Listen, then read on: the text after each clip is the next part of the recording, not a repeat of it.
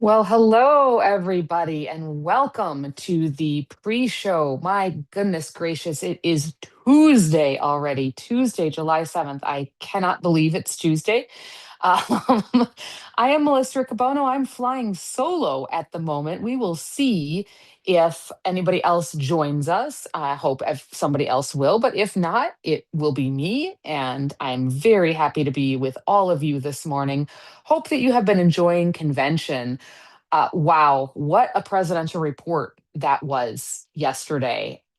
Again, was it all we promised? I hope that you felt it was. All the things, all the ways that we are connected, all the ways that we have helped people in the past year. And then the Microsoft speech, Jesse Weber talking about our legal work. Trying to remember what else was on there, the agenda yesterday. Oh, One Court.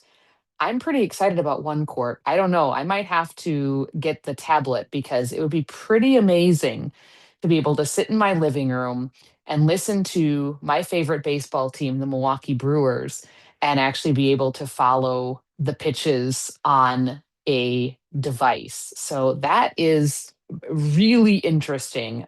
So much great technology out there. And then Mike Calvo, also very good. So I hope that all of you enjoyed all of those things as well. Yesterday, after the session, I went to the National Organization of Parents of Blind Children meetings. We had two workshops. I'm sorry, we had four workshops, and I participated in two of them, and they were great. And now it's time for another session.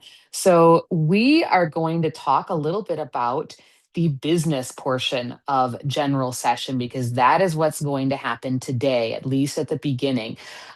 We are going to start out with the financial report. Okay, don't groan, don't moan. You heard about all the things that we're doing, right? You heard about all the people that we've been helping Silas get Braille services and all the services that he needs because it shouldn't matter that he can see a lot now. It matters what his future could hold. Um, and we heard about the LA Community College and how we're continuing to fight that fight. So we need money, of course, but we as members, this is our organization. So we are transparent and we need to know where our financial position is. Last year, President Riccobono was very clear that we needed to do some belt tightening, and we have. And so you're going to see that in these financial reports. Um, and, if you have questions, if you want to know where the money's going, how much we have, this is exactly where you need to be this morning. And yeah, it's numbers. I get that. It's early. I get that too. But, I don't know. I can't remember how exactly President Riccobono did it last year, but I thought the way he did it last year was much more engaging and much more understandable than in past years. So I really hope he does it in that way again so that we can really get a very clear financial picture of the organization. And then we're going to go to elections. Um, the NFB is a membership organization. Again, we do elect our leaders. We do have a nominating committee, and they will consider nominating different people for the board. Generally, when you are being elected to the board, you are a state president first. That's not always the case, but if you're not a state president, you are certainly somebody who has been around in the National Federation of the Blind for some time and who has had a lot of different leadership experiences because the board, again, runs the convention, or I'm sorry, runs the organization between conventions. And so we really need people who are able to make tough decisions sometimes. We need people who will tell President Riccobono if he's messed up. We don't just need yes people. And so it's a really good thing to in order to be on the board, uh, get that leadership experience first in other ways. And so the nominating committee considers people. They will put a slate of officers um, up. That does not mean, and we have had people run from the floor. That does not mean that the slate is going to be who is elected. And so the convention gets to decide, and people can run from the floor. And so that's just a little bit about how the elections will work. And it'll be interesting. Nobody on the board yesterday said they were interested in leaving the board. So I'm guessing that most of the positions, might be nominated where they are. That also gives us stability. People sometimes say, well, why do we in the NFB, why don't we just elect the same people? Well, in some ways, um, there is, if the board is working, if the board is working well together, if the people are happy with the way that the organization is going, then it doesn't necessarily always make sense to change just for change's sake. It's a very different thing if our financials are falling apart. We're not doing what we need to do. There's something that the organization doesn't like, and this is a political organization. And so again, the people on the board are uh, are people who are elected, and so they need to do a good job. And if they don't, then people should get a campaign together to get them out. But if they are doing a good job and things are going along the way we think they should go, and if we're happy with that, the stability that it gives when we have similar board members can be extremely, extremely helpful. And that's actually where we sometimes get our power because we get to know other people in different fields. We understand what's going on. The board works on different projects that they're passionate about, and so I don't know, I don't think that electing the same people, as long as we're happy with those people, is necessarily a bad thing at all. Now if they've been there for 60 years, that might be a little bit of a different thing. So that is my thought about elections, and I am looking forward to elections. It is an election of officers year, so President Riccobono is up for reelection, and plus all the officers, and then some board members. So we will see how that goes. So we have a couple minutes. Elise, do we have any people who have shouted out to us this morning? Yes, we have Brianne from Albuquerque, Tim from Arizona, Kendra from Oregon. Wesley says presidential report was amazing yesterday. Patricia from Ohio. Mike and guide dog Will from Jersey Shore. Nice, Jersey. And Vlad from Romania. Oh, Vlad, thank you so much, so much for being here. It's probably evening time. It's probably a little bit of a more normal time for you there in Romania, but thank you so much for being there. Everett Bacon is supposed to join us for Give 25. I don't know. I don't see Everett yet. Everett, are you out there? Yeah, I didn't think so. So I will talk a bit again about Give 25. This is your way to give to all the work that we do in the National Federation of the Blind. You can go to nfb.org/give25donate, and that will get you right to the form. And that way you can give $25 at just, if you want to give just one increment of $25, you can give it to any of the four funds. We have our Tenbrook Fund that owns our building, helps us make sure our building stays up to par. We have the Jernigan Fund, which helps people get to convention for the first time.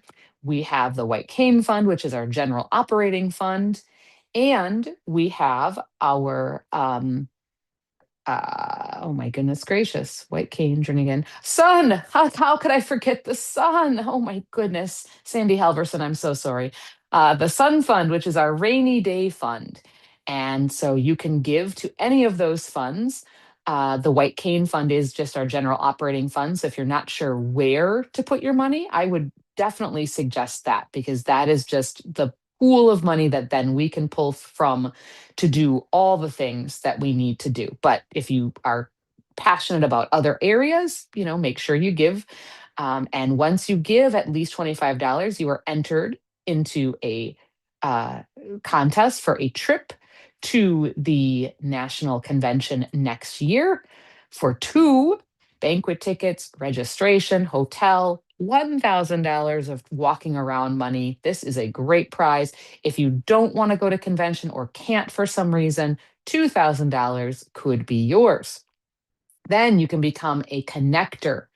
Get four family or friends to put your name in the little connector box when they fill out the form and give at least $25.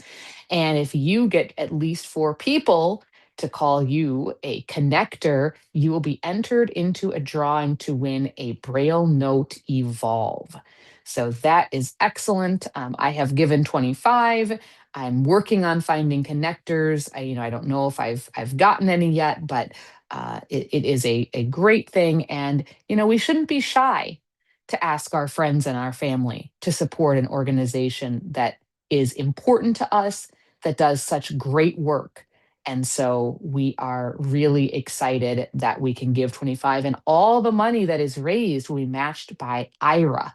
And that is really generous. We really appreciate IRA. And IRA, in fact, is one of our sponsors. And so we are going to spend the next little while thanking our sponsors. Our sponsors support the organized blind movement at all different levels, and we appreciate their contributions. We're going to shout out our platinum sponsors here. Uh, Esri, I think that's how you say it. Google, I know how to say that one. Hold on, I got to turn the page.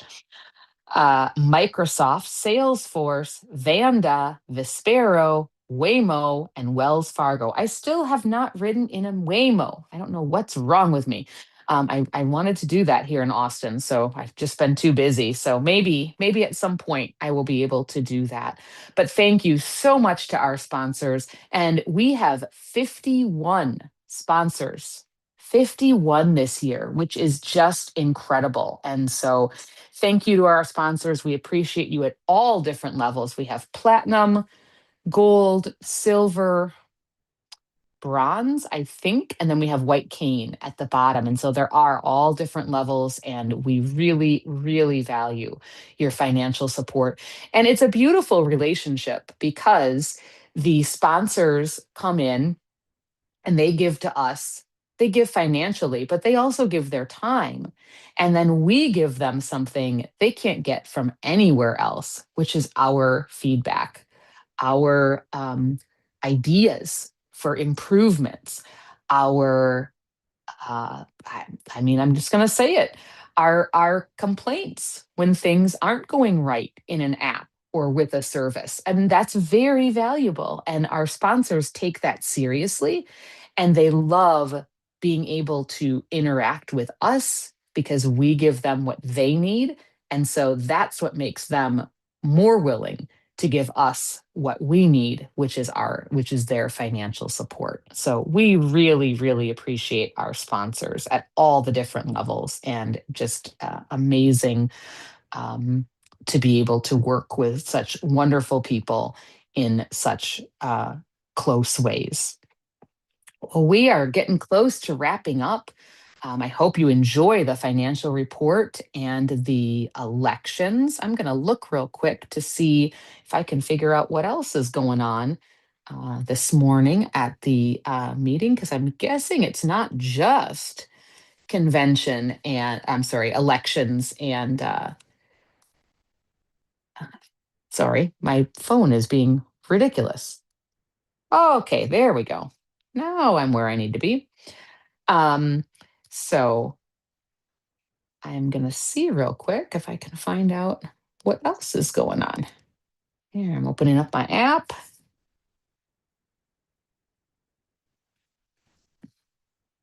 Oh, I don't want to view exhibitors. Okay. Agenda. Let's see what we got. I love that the app opens up right to the day that you are at. Oh, oops, let's see. Open session details. Okay. Financial report, elections, keep building connections, employment by and for the blind. And Leah Stone is going to moderate a panel. That's going to be great. And then there's reports and resolutions. So it's going to be a great, great morning. I'm quite sure. I hope all of you have a lovely, lovely day at convention. And I hope that you are enjoying the pre show and the convention itself. I hope that you can be with us next year. We would love to have you. And pretty soon we are going to get you back into the ballroom. And so you can enjoy the music and things. I will say that if you are really happy and liking the what you're hearing, you can tune into NFBRN between convention sessions, and you never know what you're going to hear. You might hear some Braille Monitor articles, some old podcasts, maybe even in some old convention speeches. So, hope you have a wonderful day. We'll be with you again on this afternoon, 1:40 convention time. Take care. Have a great day.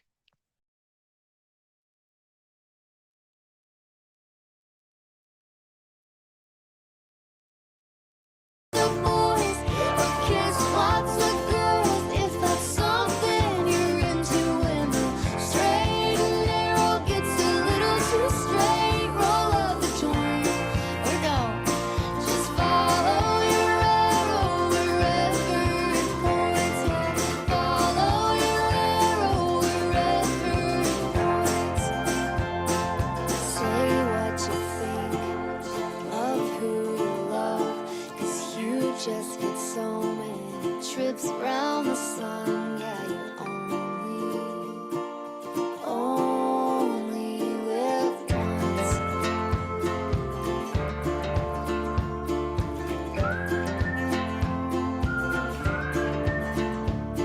So make lots of noise, kiss lots of boys, or kiss lots of girls, if that's what you're into. When the straight gets a little too straight, roll up a joint, I would, and follow your arrow wherever it points at. Follow your arrow wherever it points.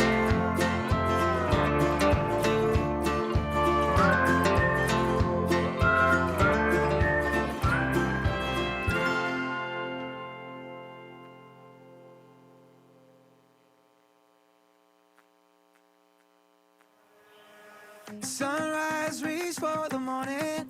Big stretch, a brand new day. Bright eyes, my heart is soaring. Blue skies, I'm on my way. I might just jump through the ceiling, dance on the tip of my toes. Let's get wrapped up in the feeling. We'll see how far we can go. Give me some love, give me some more of this sort of feeling. Can't get enough of this good, good, good, good thing. Living it up, lost in the rush, yeah, I can't believe it. Can't get enough of this good, good, good, good thing. So sweet, a warm drop of honey keeps rolling off your lips. You sweat my feet out from it, sparks fly with every kiss. I might just jump through the ceiling, dance on the tip of my toes. Let's get wrapped up in the feeling. We'll see how far we can go. Give me some love, give me some more of this sort of feeling. Can't get enough of this good, good, good, good thing. Living it up, lost in the rush, yeah, I can't believe it. Can't get enough of this good, good, good, good thing. The morning session will be underway. Good morning, fellow Federationists. Sorry about that U.S. soccer team.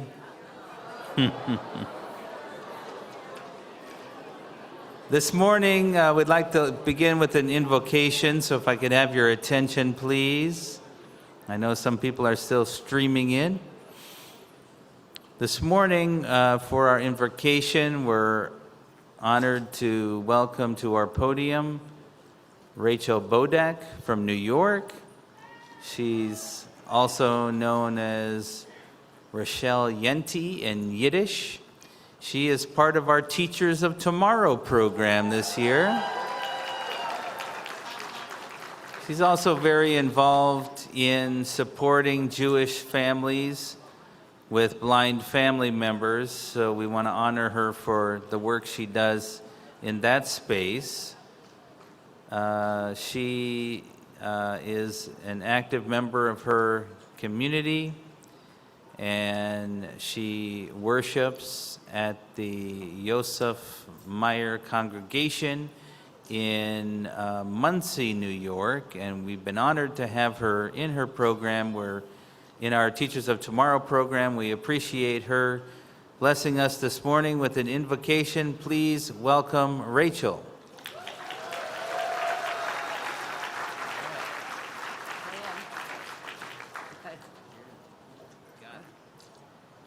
Okay. Good morning, my Federation family. First, I'd like to thank President Riccobono and Stuart Prost for recommending me to do this invocation. It is my greatest honor to have this awesome privilege. I would like to dedicate this prayer in the memory of the blind doctor, Dr. Jacob Balatin, and his blind brother and sister, Fred and Sarah. It is our custom to say the names in Hebrew together with the words that are translated as may their soul be elevated. So I will say that. Le'ilin Nishmas, Yaakov ben Yehuda Leib, Fred ben Yehuda Leib, and Sarah bas Yehuda Leib. I would also like to dedicate this prayer in the loving memory of our very own Federationists, David and Lori Stayer. They were the ones who originally warmly welcomed me to the NFB as a Jewish member. So I'm going to say their names also. David Reuven ben Yitzchak Isaac and Ita Leah bas Meir Michal. May their souls be elevated. I asked some people for suggestions as to the prayer selection, as I wanted to do something unique and concise. One of the suggestions was to ask God to heal the sick. And I said, no. I do indeed say this prayer every day for those who have illnesses. But it is my belief that if God made me blind, He wants me to live a great life in spite of it.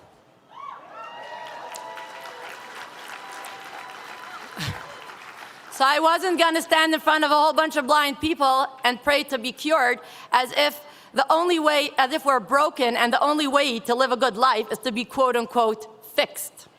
Absolutely not the NFB approach. But sadly, it's not only an outsider's mindset.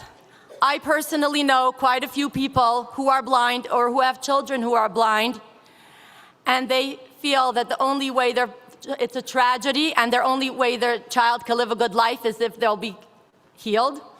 So many of them spend a lot of time and effort and money on trying to find that elusive cure. But I try very hard to convince them otherwise and encourage them to get some good blindness skills, and they'll be fine.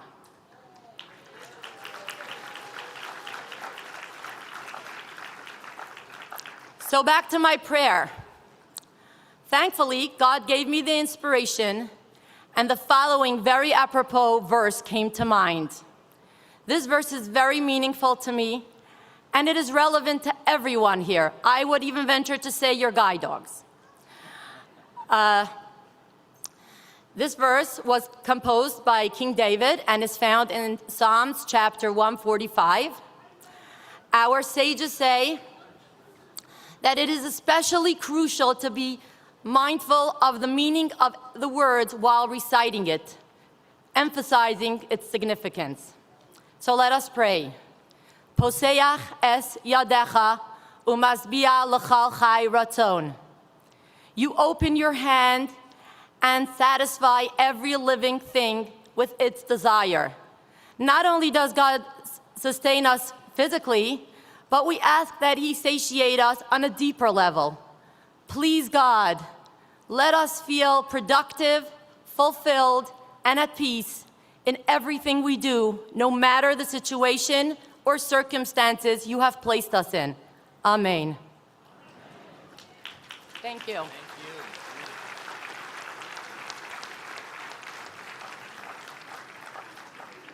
Thank you, Rachel. How about a door prize? Sounds like a good idea. We're going to start with the virtual participants this time. We've got 3 names here and a $50 prize for each of them if they go to right to the prize at nfb.org and use the password of pecan. That's Jim Farley of Arizona, Terry Gorman of Illinois, and Debbie Cologne, I hope I got her name right, in Florida. Those people get it. And now, here's important it's Tricia. Go for it. Awesome. Do we have folks in the room ready to win a door prize? Awesome. So we're going to keep it simple this morning. $100 is on the table. And we're going to start out with Eric Hammer of Texas. Well, that's a quiet one. You see it? We're not seeing Eric. Let's move on to Michael Sanchez, also from Texas. If you're in the room, please stand up and make a scene, otherwise we're moving on. No, Michael? No. Okay. How about Sarah Coleman of Iowa? I can just keep the $100. That sounds good to me. Trisha's still getting used to the giving away part, you know? How about Theodora Williams from Massachusetts? Jump up, yell, and scream. Do whatever you got to do. I have a feeling we might recognize this next name. Do we have Rosie Carranza from Louisiana? Oh, she's back in the corner. Rosie's here? Yeah, she's Awesome, we got Rosie. Congratulations. All right, a couple quick things. We're going to be talking a lot of numbers this morning, but I want to let you know that I got a note. It was in Braille because it was on my Braille display. But Karen Riccobono of Wisconsin wants you to know she's watching virtually and enjoying the convention. I feel honored to tell you because that's my mom. And she wanted me to tell you. So, hi, Mom. I'm going to give you the attendance update here in a bit, but let's go to Marilyn Green first.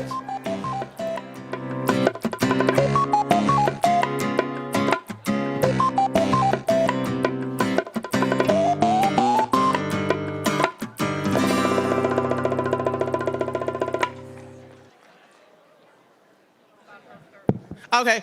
Good morning, my Federation family. All right, you're ready for PAC, right? All right, where are my PAC mates? Make some noise. Oh, you all got to help them out. They haven't had their coffee. So the best way that you can help them get awake is to go back there to the PAC table. It's been very slow. We've been very sad we're not seeing our family back there. And we love to see you all back there. And we have some great prizes back there for you all. We have some Arkansas hats.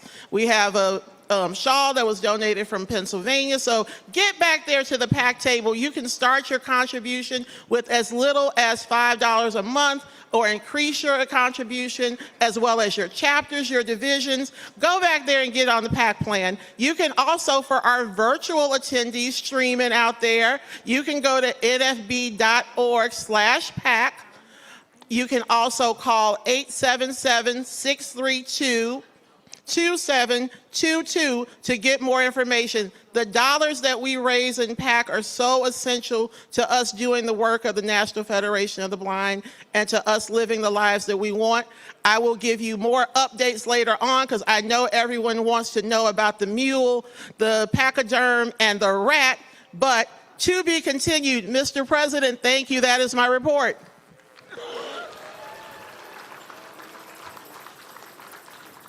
Thank you, and I encourage everybody to, sit tight for the financial report. But anybody from Maryland that wants to go to the PAC table, now would be a good time. So it's registration. You do have to register for the convention and to be eligible for our hotel rates, and it helps us to have you register. So please do so. I suspect there's a few that haven't registered yet. The top 10 hasn't changed, but some people are getting ready to move up. So the 10 through 6 are the same. 6 is still Colorado at 104. Now Louisiana's still in number 5, but they're at 109, and California hasn't moved from Louisiana's number 5, 109 registered. California's number 4 with 111 registered. So, 3 more people, Louisiana. And Arizona still at 132. Maryland still at 190. But first place has moved up. Texas, 466. We got more virtual participants coming in, and yes, you can still register for the virtual experience. 605 people now registered for the virtual. Our international delegation is up to 78 people.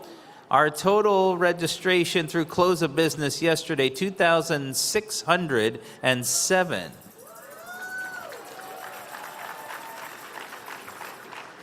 Registration will be open tomorrow, at lunch today, and then before tomorrow's morning session, and then it will be closed. So please go and register. All right, we're going to move to a discussion of the financial status of the organization, and we start with the audited financial report for 2025. This is done by our auditors, Fraser and Dieter. We've been working with the same auditing firm for quite a while. They were bought by this larger firm, but the team we work with is based in Baltimore. The financial starts with a letter from the auditors that goes through how they've reviewed our books and the process that they've used. The important part of that is the opinion, which the last paragraph of the opinion says, in our opinion, the accompanying financial statements referred to above present fairly in all material respects the financial position of the Federation as of December 31st, 2025, and the changes in its net assets and its cash flows for the year then ended in accordance with accounting principles generally accepted in the United States of America. So this is the highest opinion you can get on an audit, and it means that they found no exceptions and our books are very clean. So we like that. We like to present that first. I'll give you our financial statements we start with the statement of financial position. And again, as a reminder, this is for 2025, the calendar year. Under assets, we have cash and cash equivalents, $5,461,836. We had prepaid expenses of $568,099. We had receivables of $1,256,802. Our investments at the end of the year showed at $31,926,320. We have other investments, which is life insurance, $3,158,885. Property and equipment net, which is $200,204, giving us total assets $42,572,146. Under liabilities, we show accounts payable and accrued expenses of $717,910. We had deferred revenue of $203,340. We had accrued annuity benefit of $28,130, giving us total liabilities of $949,380. Our net assets are broken down as are other parts of this report into with donor restrictions and without donor restrictions. So I'll give you the total net assets, and then I'll give you the portion that is with restrictions, with donor restrictions. So the total net assets, $41,622,766, of which $5,752,055 is with donor restrictions. So I think that's pretty good numbers for the year.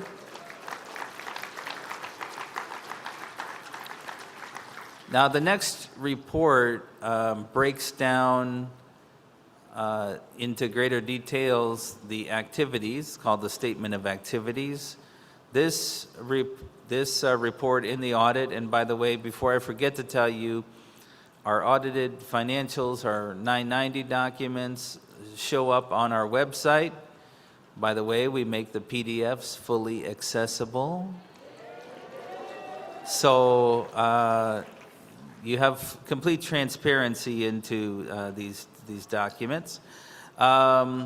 So under public support in this report, we show contributions. Again, these items are broken down into with donor restrictions and without. So if there is a portion that is restricted by donors, I'll give you that in addition to the total. So under public support, for contributions for last year, total $20,127,256, of which $404,298 is with donor restrictions. We had donated services,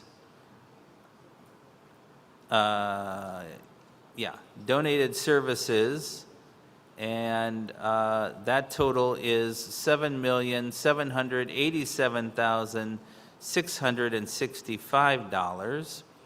We had government grants and contracts, which is $1,543,251.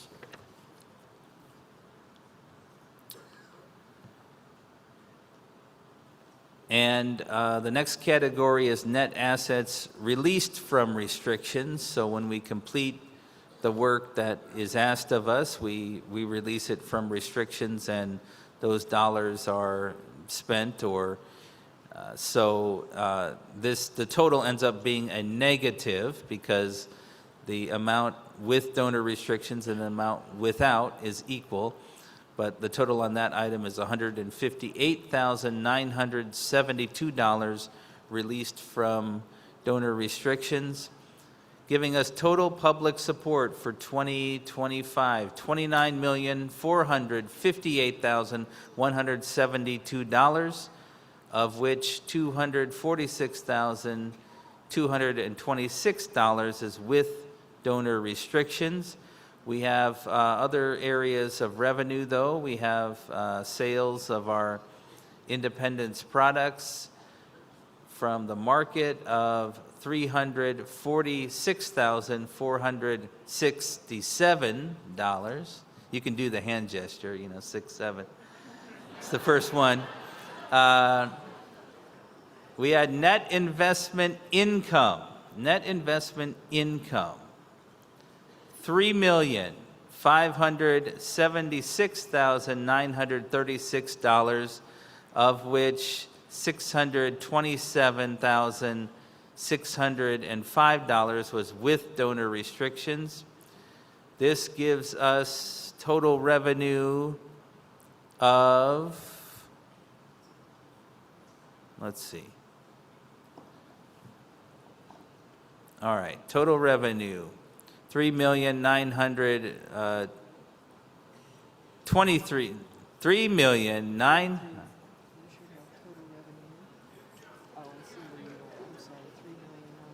Yeah, I'm not quite there. Okay. I'm one line away. This is total revenue for this section of the revenue, which is $3,923,463.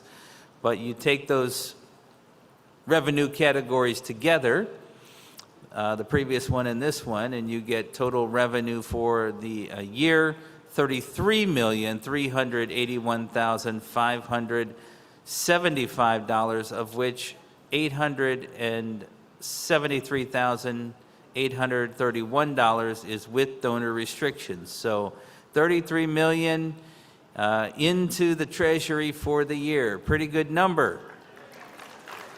But we did spend some money. Which is what we're charged to do, right? Go out and do work. We're not just here to take in money. So under our program service areas, we had blindness integration. We spent $9,937,120. Under civil rights advocacy and self-organization, $8,896,698. Under non-visual access systems, we have total $5,819,260, giving us total program services $24,653,078. Under supporting services, management in general, we spent $735,576. For fundraising, total expenditure $933,757, giving us total supporting services $1,669,333. So we have total expenses overall $26,322,411.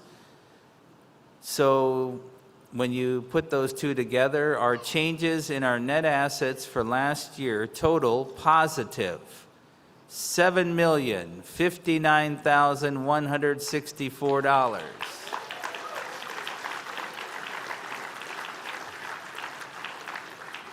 So So that's a really good number, right? Yeah, wish we could have every year like that. Of that number, you'll remember the 873,000 and change is with donor restrictions. Our net assets at the beginning of 2025 total was $34,563,602, of which $4,878,224 was with donor restrictions. So at the end of 2025, total assets, $41,622,766. So that does represent a really good year. I want to give you the next report breaks down our functional expenses into many, many categories. I'll just give you the grand totals of the expense categories.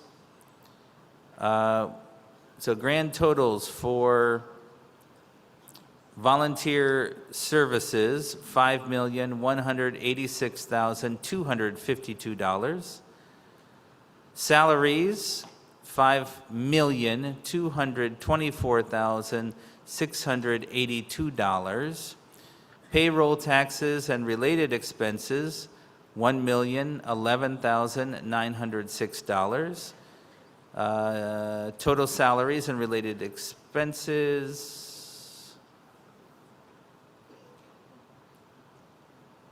Oh, I see. Gives us $11,422,840 is total salaries and related expenses. Then we have supplies, $605,159. Postage and shipping, $1,050,556. Printing and publications, $2,462,278. Travel, those costs are going up. $360,363. Conferences and conventions, $631,954. Professional fees, $3,542,978. Telephones, $10,914. Occupancy, $919,623. Donated media, $2,601,413. Awards and grants, $674,664. Information technology, $1,670,163. Equipment, rental, maintenance, and repair is $38,597. We have equipment, Braille and Technology Center, $46,267. Data processing, $238,512, and other, $6,286, giving us total expenses before depreciation, $26,282,567. Our someone got the 6-7. Thank you. Depreciation. Our depreciation for last year was $39,844. So again, total expenses $26,300,000. $22,411. There is also a cash flow report here, but all of our cash comes from donations. We don't have any debt, so you know where the cash comes from. The notes, there are no unusual notes, but they explain in detail the activities of the organization and the basis for the numbers. They start on Braille page 29 and go to Braille page 64. I can read them all if you want, but they're all available to you. So that was 2025. I talked extensively with you at our convention last year about the financial pressures that we had and how we were dealing with them. You'll remember that at this convention last year, I advised you that we got a significant grant of over $4 million from our Colorado Center for the Blind. So when you consider that gift, which is reflected in that report, plus our investment income, which you remember was a plus $3 million number, that explains a lot of the plus $7 million. So pretty much we ran even last year when you take out those factors. For the first 5 months of this year, I have a quick report, and then I'll make some comments about it. So through May 31st of this year, the change in our, the change in our investments, this is our life insurance, is a positive $97,227.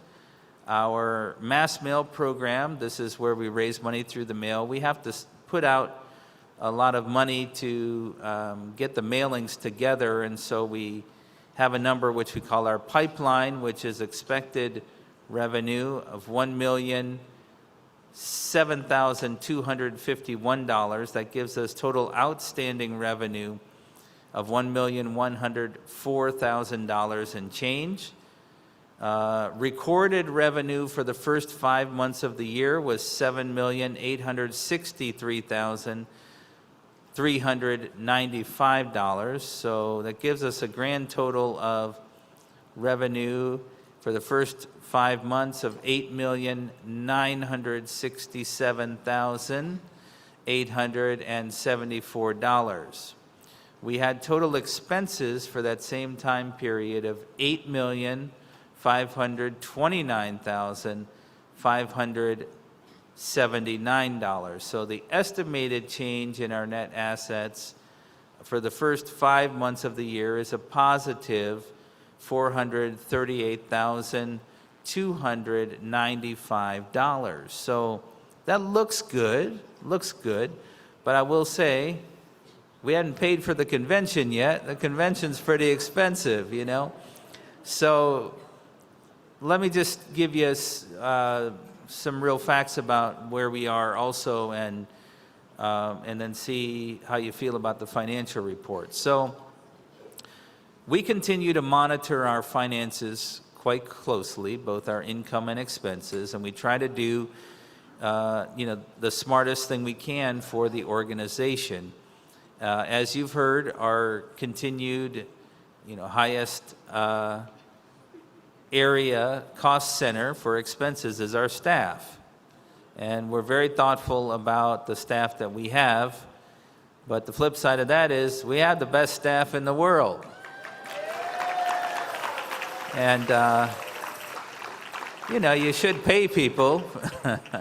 And our staff, they're outstanding, and so we try to do the best that we can by them. So I hope you agree that it's dollars well spent. I believe that it is. When you look at our revenue numbers for the first 5 months, they're pretty comparable to last year. When you take out the Colorado gift, we're down about 2% compared to last year at the same time. But, when dollars come in the door is a little hard to predict. Our general donations are down about 300,000. That could be explained by gifts that came to us early in the year that were maybe should have gotten to us the year before. Our mass mail income number is down about 100,000, but that's what we expect. That program, people are giving less through the mail, so that's not unexpected. Our bequests and estates, so end-of-life gifts, are down about 436,000 compared to the same time last year. But again, you can't predict when people are going to die and when they're going to give you money. So a lot of those things we can't do a lot about. Something we can do something about is our PAC number. Our PAC number is down compared to our projection for the year. So when we do our budget, we would have hoped that we would have seen about 46% of the PAC dollars come in so far. Through the end of May, it was 43%. So we're slipping a little on PAC. And our independence market sales are also down, but again, something we can't predict. So there are some areas of our income that are up, and so these things tend to ebb and flow. For the year, again, I told you 5 months we would expect to see something like 46% if all of our income came in equal chunks in every month. We know that's not true. A lot of the income comes in at the end of the year. But for the first 5 months, we were at 56% of what we projected. So that's at least good. We're on a good pace for income this year. A couple of reasons for that. Our event sponsorships are up. Our convention sponsorships are up. Thank our sponsors again, and I hope you all went by the exhibit hall and thanked them yourselves. I think this is worth noting. Our affiliate gifts are up. So thank you for that. On the expense side of things, this won't surprise you because you're all trying to live in America. Our costs are up about 7% this year compared to last year. That's, there aren't any unusual projects in there, so I think that is generally the cost of doing business. But the good news, I told you that compared to our budget, we're running 10% higher in income. We're running about 3% lower than we projected in overall expenses. But again, not all of the expenses are in for this convention. So without the changes in our investments, our mass mail pipeline, we would basically be down for the first 5 months about 600,000. Last year we were pretty much running even about this time. I will say that doesn't worry me yet. It doesn't worry me yet because we do continue to monitor these things closely. However, cash flow is something we're watching quite closely. We did in June liquidate 1.9 million from our investments to support our cash flow for this convention. So all of us as members need to continue to be thoughtful about how the resources are used, and this is where the connectors part of our Give 25 is so important. Look, we all give generously to this organization, right? We do. And if there are those of us out here that can do more, please do. I'm asking you to. But we also know that the dollars outside of this room, much bigger than the ones in this room. This scale of numbers. We all have friends, connections, rich uncles or aunts, people that admire us who, as Tracy said, if you just ask them, they'll give. Please think about how you can be a connector, because if we can pull those people into our network, if we can start communicating with them about the great work this organization is doing, share with them the presidential report. Let them know why you're proud of what's happening, and invite them to give a gift to support it. That's something that each and every one of us can do to help these numbers. As I told you last year, we have some areas of risk.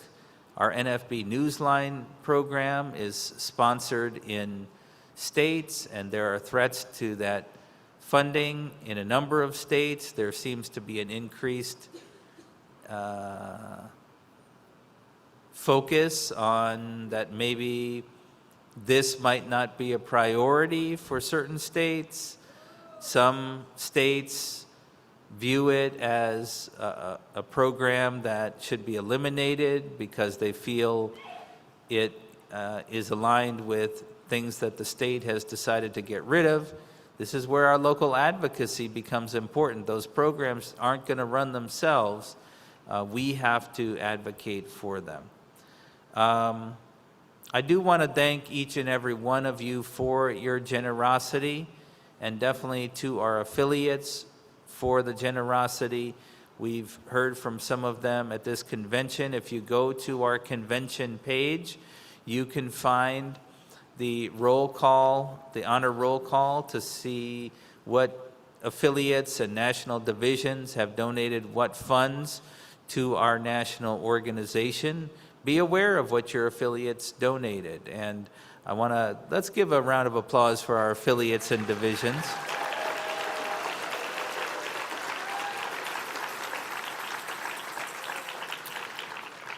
Now, I have said that we have some investments, and we did liquidate some, but our goal is not to do that.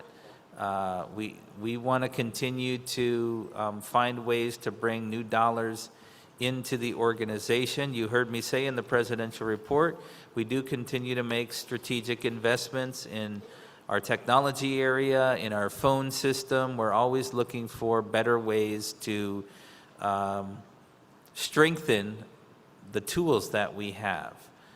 Let's see. The final thing I wanted to say was about our investments, and that's that we continue to review our investments on a quarterly basis. We have an investment committee meeting. We have been fortunate. We have a good strategy, and over the last little while, we've been successful in taking advantage of the markets. We stay in for the long term. We're not in it for short-term gains, but this looks really good while the market's good. There will be times when it won't look so good. So let's just be grateful that we're managing it. I think that's the substance of the financial report I have. Unless there are questions, I would accept a motion to accept the report. It's been moved and seconded. Are there any questions? And if so, please get to a microphone. All right. Hearing none, all those in favor, please say aye. Aye. Opposed? All right. Thank you very much. And I want to thank our fiscal services staff, also our national treasurer for helping move all the right pieces in all the right places. So it takes a lot of work. So let's give our fiscal services group a round of applause. And we should definitely have a door prize, I think. Money, money, money. We're giving out more money. We're going to do $60 along with some pralines from Louisiana. And And that will go to Glenda William of Georgia. Just a reminder, if your name is called, if you can stand up and make some noise, that really helps our amazing runner for being able to identify you quicker. All right. Not here. Moving on to Michael Gordon of Arizona. Not here. All right. Moving on again to Stephen Pitt of the Bahamas. That's really cool.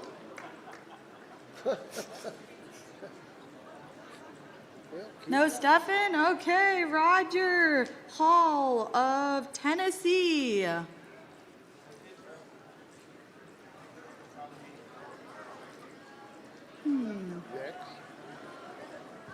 Nope. Okay.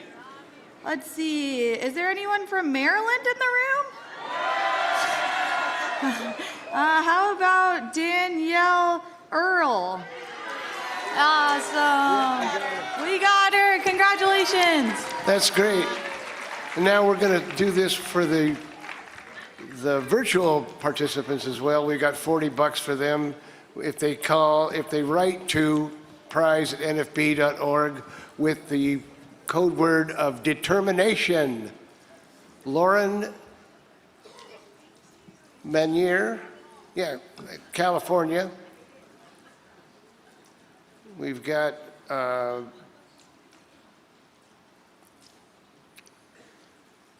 got to read this. I can't. Okay, Buford Collier and Tracy Hall Hennigan from Maryland. There you go. Just prize@nfb.org with the code word. Okay, I'd like to thank you, Door Prize team. I'd like to recognize Sandy Halverson. Good morning. Thank you, President Riccobono, for introducing our Give 25 discussion for this morning, but I have more. White Cane, Jernigan, Tenbrook, and Son need your help so our work can be done. Each $25 increment will be the best money you ever spent. One of those increments could win for you airfare and a trip for two, hotel, banquet, and registration, so you join us next year for a convention vacation. But you also get $1,000. So how is that for some convention luck? If 4 friends give and mention your name, a Braille Note Evolve could be coming your way. So please go to our website, give25-donate, but it must be done today by 5 p.m. Central, so please don't wait. And if you're one who procrastinates, do it now, so you won't be late. The IRA match shows partner support to continue the programs outlined in yesterday's presidential report. If choosing a fund leaves you conflicted, our White Cane Fund is the least restricted. We have 10 connectors and many donors have 3, so quickly contact friends and family. We're very close to meeting our match, so whether virtual or in person, we thank you for completing your Give 25 task. Thank you. It's kind of fun. All right. Thank you, Poet Laureate Halverson. Yeah, those websites don't work, though. And the Give 25 table's still out in the hall, right? Yes, sir. Give 25, where are you? They're in the hall. I know, but we could hear them yesterday, you know. They're in the hall between New York and Minnesota. Yeah, That's they're not as loud as yesterday. Yeah. We can kind of hear them. All right. So, thank you all for continuing to give 25, and let's see if we can get some more connectors in, and some more folks could be eligible for these great prizes. I'd now like to move to the elections, and here to present the report of the nominating committee is our first Vice President, Pam Allen. Good morning. Thank you so much, President Riccobono, and thank you to the members of the nominating committee and also to Seth Lampkin for your assistance. We recommend the following. President, Mark Riccobono, Maryland. First Vice President, Pam Allen, Louisiana. Second Vice President, Everett Bacon, Utah. Secretary, Barbara Manuel, Alabama. Treasurer, Norma Crosby, Texas. Board Position 1, Sean Calloway, District of Columbia. Board Position 2, Ben Dolan, Wisconsin. Board Position 3, Jim Marks, Montana. Board Position 4, Donald Porterfield, Arizona. Board Position 5, Jamie Ritchie, Nebraska. And Board Position 6, Sheila Wright, Missouri. And that concludes our report. Thank you. You've heard the nominating committee report. Is there a motion to accept the report? It's been moved and seconded to accept the report of the nominating committee. Any discussion? All those in favor say aye. Opposed? With that, with the acceptance of the nominating committee report, we will move to the elections. I should say that first of all, in order to vote in our organization, you have to be a member. So hopefully all are members. And secondly, our national constitution says that to serve on the national board, you have to be a member and you have to be a blind person to be elected by the convention. So we will turn to the election, and I will turn it over to our first vice president. Thank you. The name of Mark Riccobono has been placed in nomination for the office of president. Are there any other nominations? Are there any other nominations? Are there any other nominations? All right. It's been moved and seconded that nominations close, and President Mark Riccobono be elected by acclamation. All those in favor say aye. Aye. Opposed? Congratulations, Mr. President. This reaffirms the love and the trust and the confidence that we have in you. Your friendship enriches all of our lives. Your faith in us challenges us every day to live fully and boldly, and your commitment to our values is demonstrated in all that you do. We also recognize Melissa and your children. Your partnership and leadership have been instrumental, and how fortunate we are to have you as our First Lady. President Riccobono, as our organization continues to make history under your leadership, I know that we are all filled with hope and excitement, and we are looking forward to the work we have together ahead. Congratulations.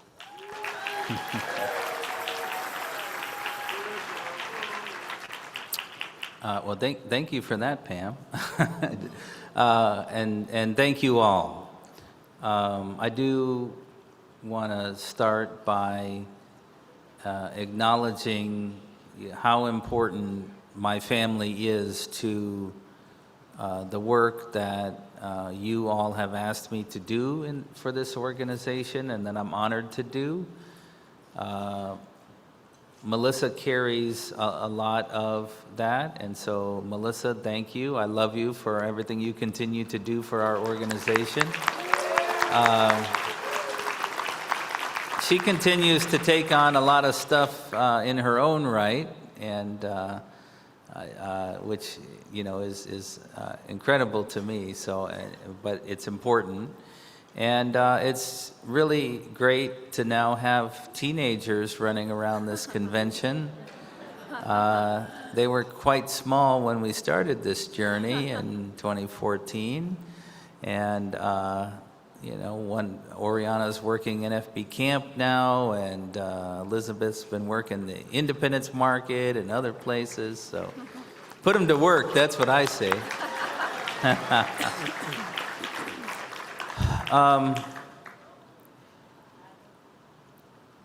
I want you all to recognize how tremendous the leadership board that we have is. It is an honor to serve with them. They're all tough folks. They ask tough questions.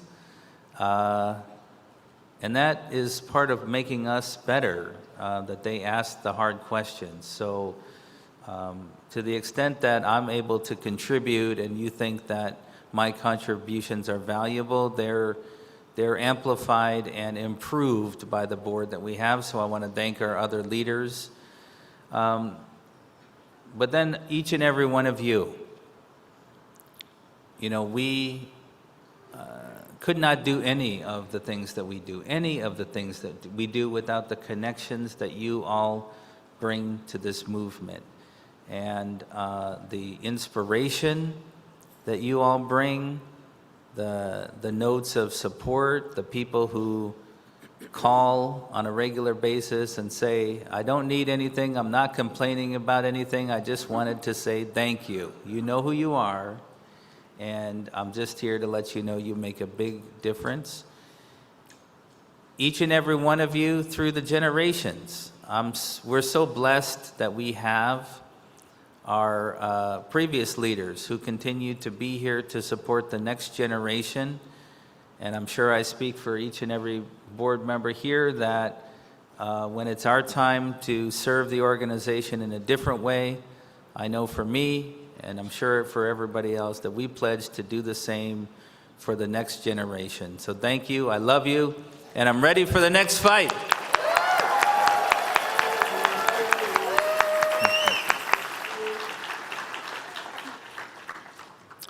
All right, for the position of First Vice President, the nominating committee has submitted the name of Pam Allen of Louisiana.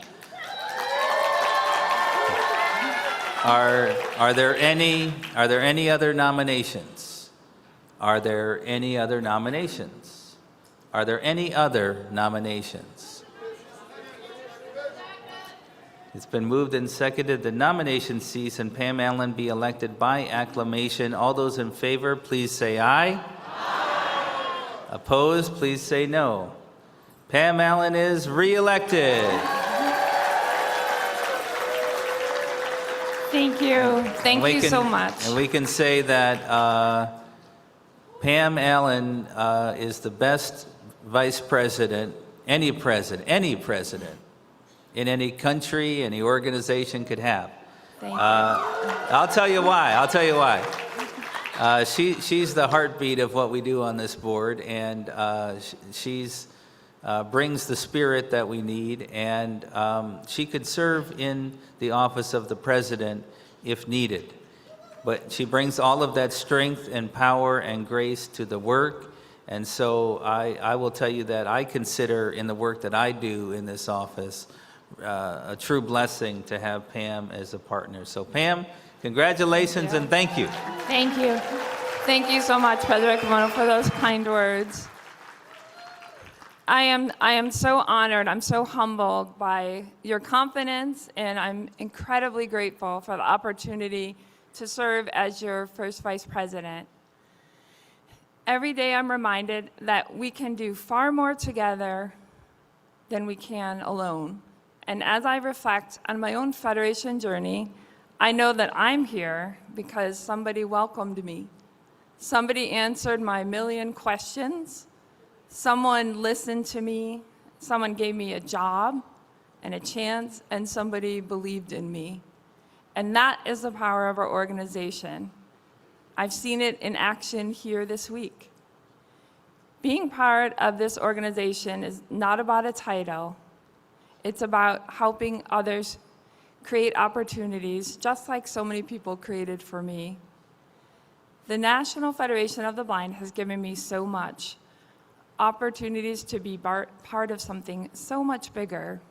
Mentors, incredible friendships, and a sense of purpose.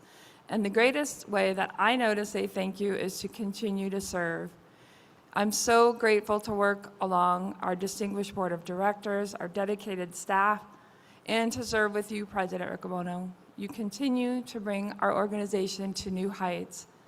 And I'm also incredibly thankful for my husband, Roland, who is my heart. And we will be celebrating 25 years later this year, our 25th anniversary, so couldn't do this without you. One of the greatest gifts of serving as your first vice president is meeting and working with so many committed and passionate Federationists from around our country and the world. And every time I get the honor of visiting a state convention or going to a chapter meeting or talking with someone on the phone who is new to blindness and just discovering us, or welcoming a new member, I'm reminded of our diversity, of our strength, of the extraordinary people who make us who we are. So thank you again for your trust, and thank you for allowing me to continue this journey alongside you as we build the National Federation of the Blind. Our greatest opportunities lie ahead. There are still more blind people to welcome, more barriers to break down, and more lives to change. The best is yet to come. Thank you.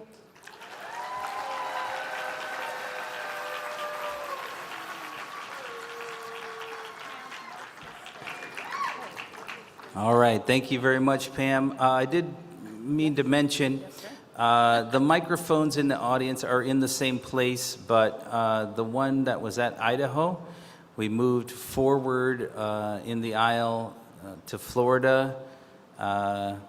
Some technical reasons for that, so that microphone is further up the aisle by Florida now. For the position of second vice president, the nominating committee has submitted the name of Everett Bacon of Utah. Are there any other nominations? Are there any other nominations? Are there any other nominations? It's been moved and seconded. The nominations cease, and we elect Everett Bacon by acclamation. All those in favor, please say aye. Aye. Opposed? The ayes have it. He's re-elected. Congratulations.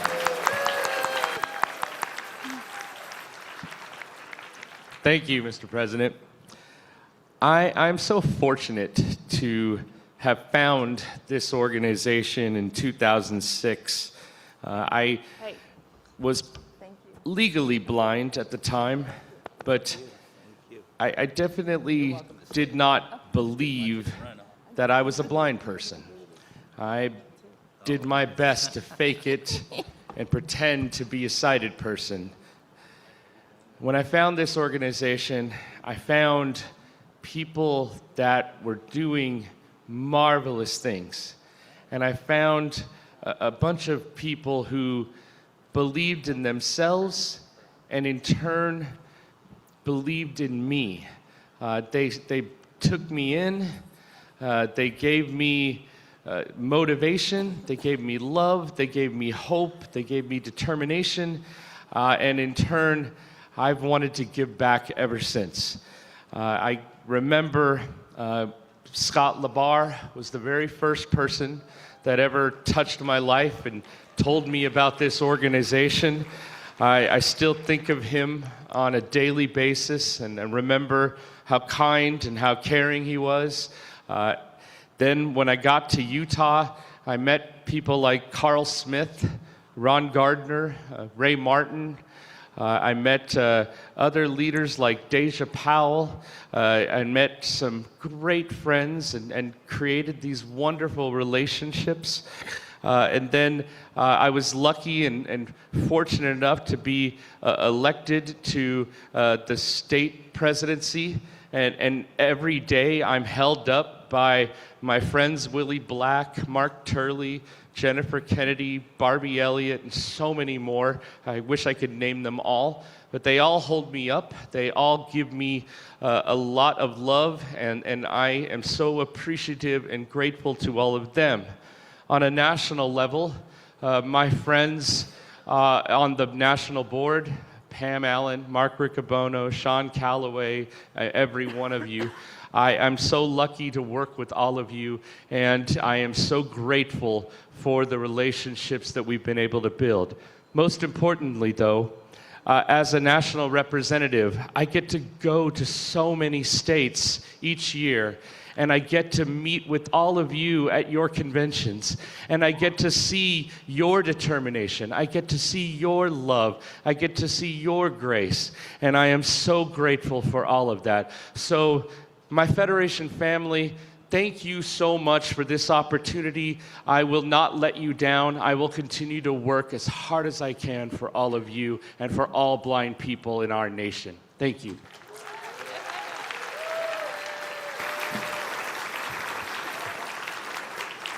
Congratulations, Everett. We love you. And Everett mentioned Scott Labar. I did want to note that Anahit Labar is at this convention. We're so grateful that she's here. All right, the nominating committee has placed the name of Barbara Manuel from Alabama for the position of secretary. Are there any other nominations? Are there any other nominations? Are there any other nominations? Been moved and seconded. The nominations cease and she be elected by acclamation. All those in favor say aye. Aye. Opposed? The ayes have it. Barbara, congratulations.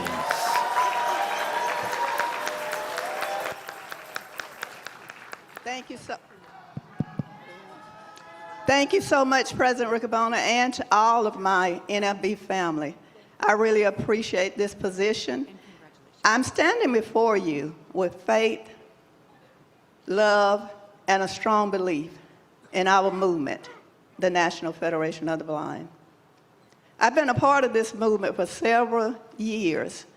I've experienced the victories we've had, and I'm witnessing the continuous fight that we have before us. But I know with the love and determination that each and every one of us have in this room and on Zoom, we are up for the challenge.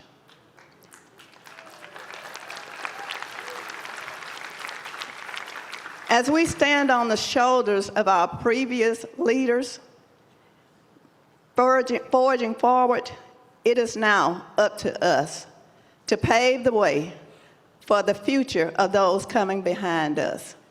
There's a lot of work to do, but we can do it. I'm so thankful for being here this morning, joining in the struggle. Thank you, colleagues. Thank you, each and every member of our great organization. I will fulfill this position with pride, with dignity, and a strong belief in our organization, the National Federation of the Blind. Thank you.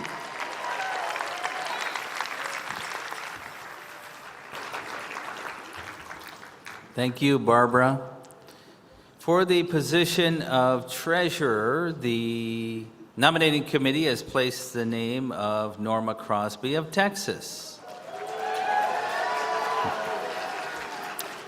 Are there any other nominations? Are there any other nominations? Are there any other nominations? It's been moved and seconded that the nominations cease and that Norma be elected by acclamation. All those in favor say aye. Aye. Opposed? The ayes have it. Norma, congratulations. Thank you, sir. Good morning, everyone. Thank you for re-electing the blue-collar worker of the National Board.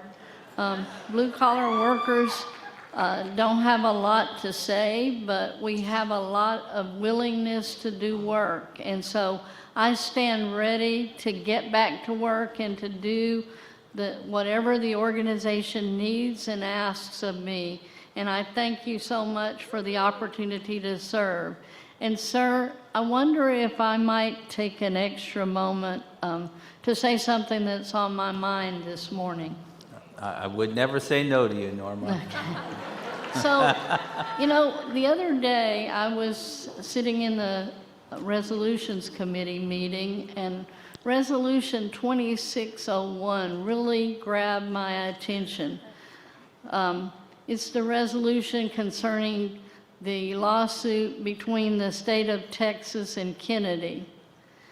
We in the National Federation of the Blind know how important Section 504 of the Rehabilitation Act is, and it's just really been bothering me that this resolution hasn't already been passed, and I wonder if we might be able to do that this morning, sir. You're eager, huh? I am very eager to have this passed. Well, as a proud Texan, I don't really like what's going on Yeah. here, and as I said yesterday, a change is going to come. Yeah. Well,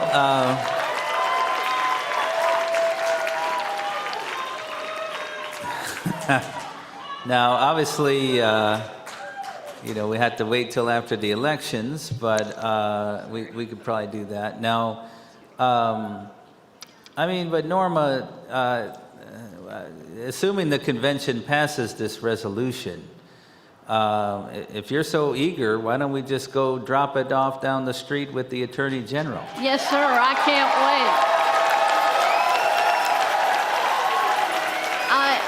I not only would be eager to do that, but I'd be happy to take my 5 co-presidents who are also still involved in this lawsuit with me. Okay, okay. Well, if, so we'll plan to take this up after the election, and if the convention's willing, Are y'all willing? And I don't know if they can wait that long, but yes, sir. Right after the elections, I'm going to hold you to it. parliamentary procedure and all. Yes, sir. Thank you, Norma, and congratulations.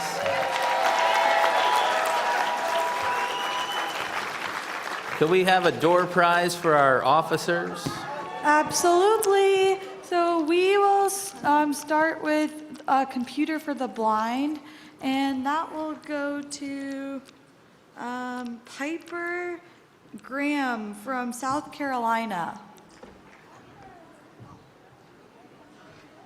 Is it the Attorney General's now? Yeah, maybe Piper's with the Attorney General. Let's go to Derek Mitchell from North Carolina. We got him. Thank you, Mr. President.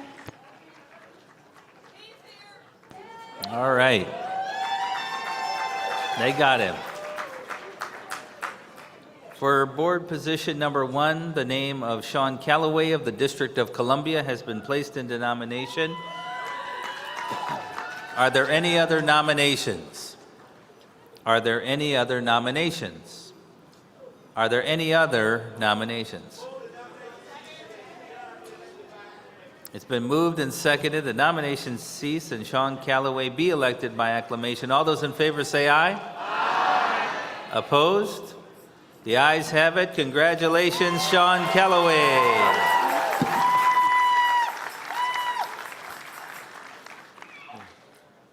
Thank you all. First of all, to Everett Bacon, back at you, my friend. I am still amazed that I'm very good friends with a Dallas Cowboy fan. I want to begin by just acknowledging a couple folks from the Federation. First of all, I want to acknowledge Dorothy Griffin. Dorothy is stepping down as Georgia president, and she's been a dear friend and a wonderful colleague. As affiliate presidents, we need to stick together anyway. And so we've been, corresponding over the past, 8 years. So I just want to thank you, Dorothy. Also, I want to acknowledge another person. For years, I've been coming up here, and I forgot to mention this individual. As you reach certain levels, you need mentorship. And this person has been a mentor to me when I was a president, first became president in the District of Columbia. And so I just want to just quickly acknowledge Miss Kathy Jackson of Kentucky.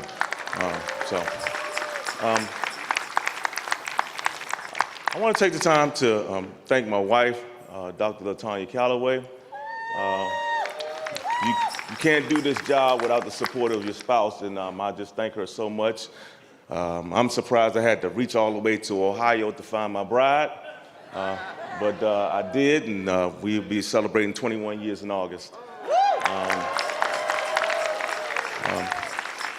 Also want to thank my mom and dad who are in the audience. I always say when I lost my sight, they advocated for me until I could advocate for myself. So Mom and Dad, thank you. And to my baby sister Fern, before my princess came along, she was my baby. So she's here as well, and I want to thank her and my beautiful little niece Faith, who's 3 years old in October. So, but I'm gonna just say that you see how important family is to me. But I want to mention the second family, and that's my Federation family. I was honored to organize an event for a late member who passed away a few years ago named Michelle Clark. And during this event, someone came up to me and said, "Sean, you are the happiest blind person I've ever met in my life." And there's a reason for that. I'm gonna be careful with my words, what I'm about to say. I'm employed with the federal government, right? And last year, a lot of my colleagues fell to the wayside in regards to what was going on. And I received a furlough notice myself. And I'll never forget, a few Federationists found out about this. I never posted on social media. And my Federation family reached out, asked me if I needed anything, and that meant a whole lot to me. I think of the Ron Browns, the Pam Allens, the Norma Crosbys, the Paul Howards, Denise Avant, Julie Deaton, Dan Burke. These people continuously sent me text messages to say, "Sean, are you okay?" And that's what a family does. A family checks on you, make sure you're good.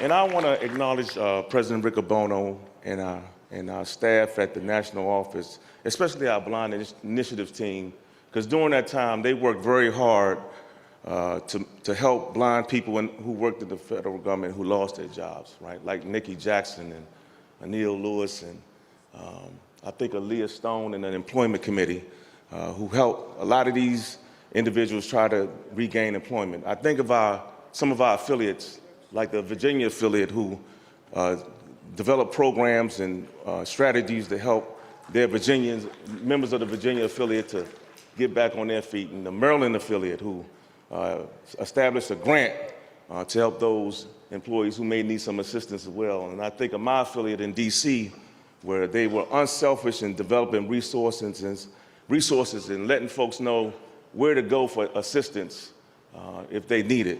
And a lot of my members in the DC affiliate, they always come up to me and say, "Sean, I don't want no one to know what I'm doing. I just want to help out." And that's what a family does. That's what family does.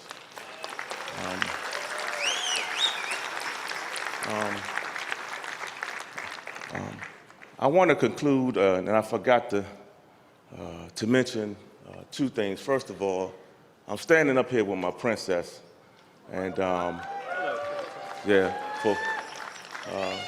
and I just want to thank her because, see, when daddy's pulled away in several different directions, the child has to be patient, right? And when the child is patient, that's a good thing. She's been supportive of this movement since she came out the womb. She's been to every convention. And I just want to say, Camille, thank you, baby.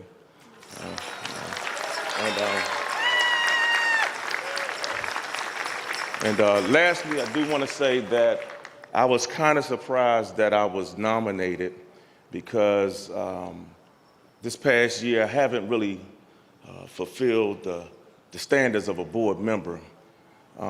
Back in January, many of you flew into DC in the cold weather, in the snowstorm. And I failed to give you your Krispy Kreme donuts. Okay. No, we didn't forget. Yeah, and trust me, people have not let me forget. All right. My name is Where the Donuts, Sean. But I promise you, when y'all come next year to the Washington Plaza Hotel, you'll have your Krispy Kreme donuts. So thank you all, and God bless the National Federation of the Blind.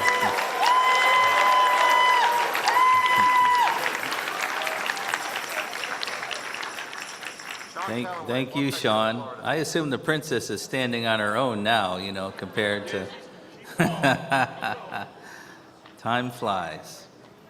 For board position number 2, the name of Ben Dallin of Wisconsin has been placed into nomination. Are there any other nominations? Are there any other nominations? Are there any other nominations? Been moved and seconded that nominations cease and Ben Dallin be elected by acclamation. All those in favor say aye. Opposed? The ayes have it. Ben is elected. Congratulations.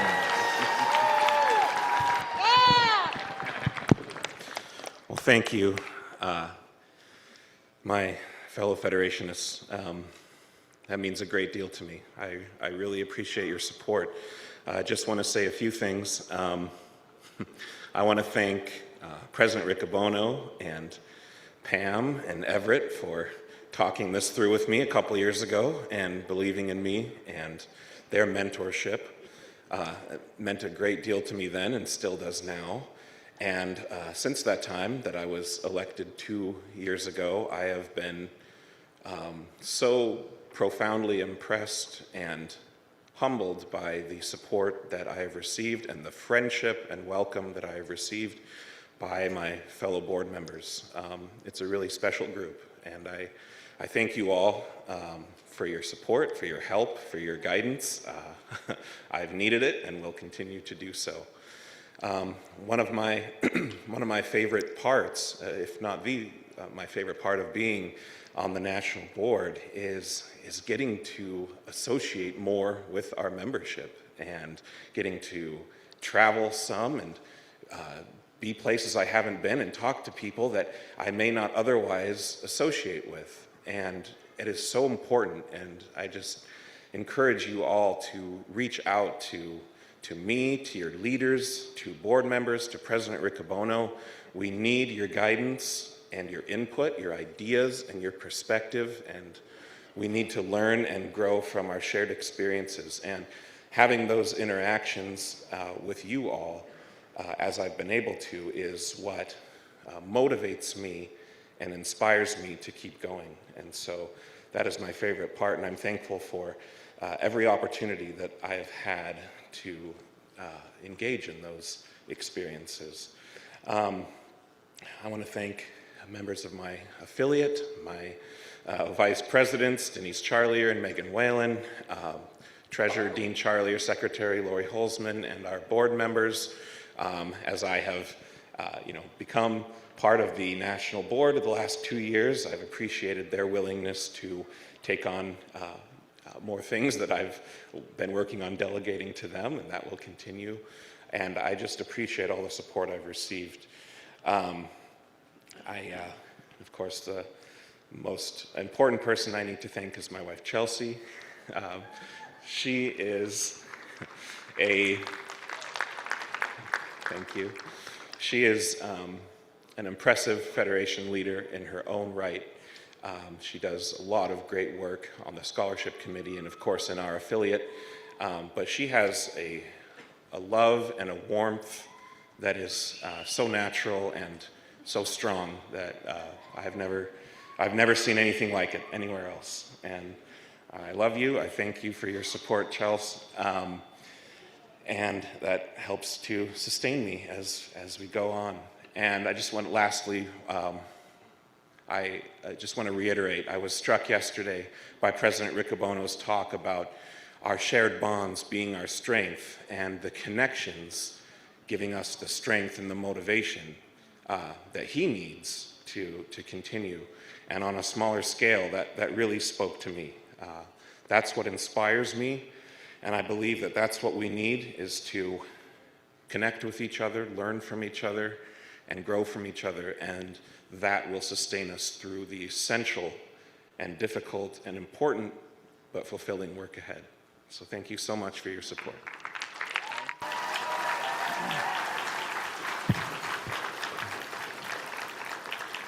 Congratulations, Ben, and go Brewers.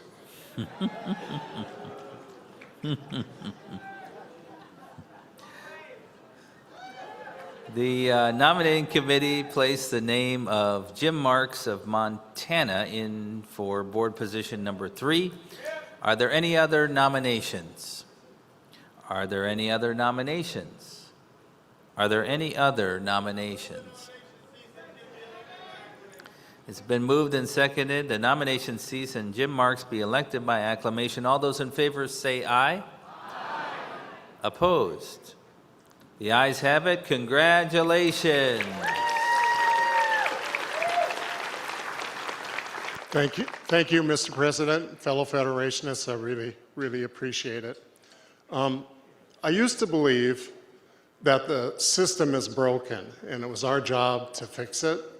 But as I've become older and wiser, I realize that the system is working perfectly, but just not for me, not for us all the time.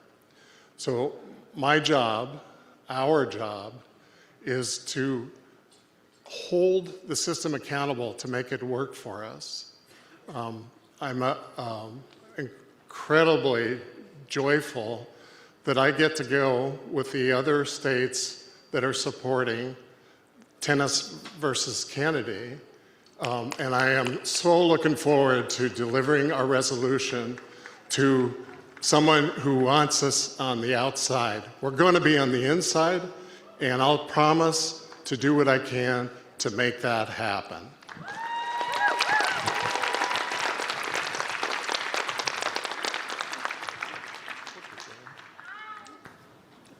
Thank you, Jim, and congratulations. A pleasure to serve with you.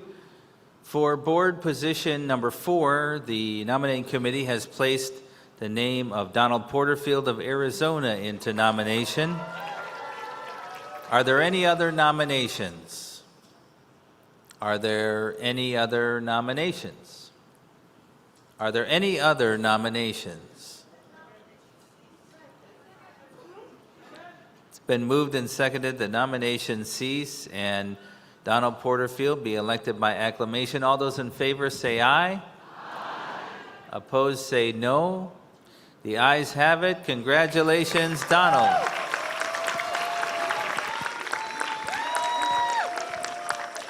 Thank you, President Riccobono and my National Federation of the Blind family, as well as my National Federation of the Blind of Arizona family.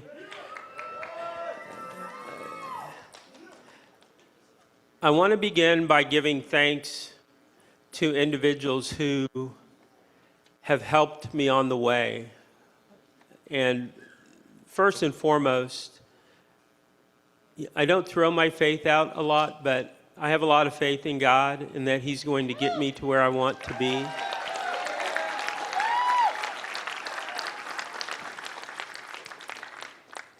And I have an immeasurable depth of love and appreciation for my wife, Amy Porterfield.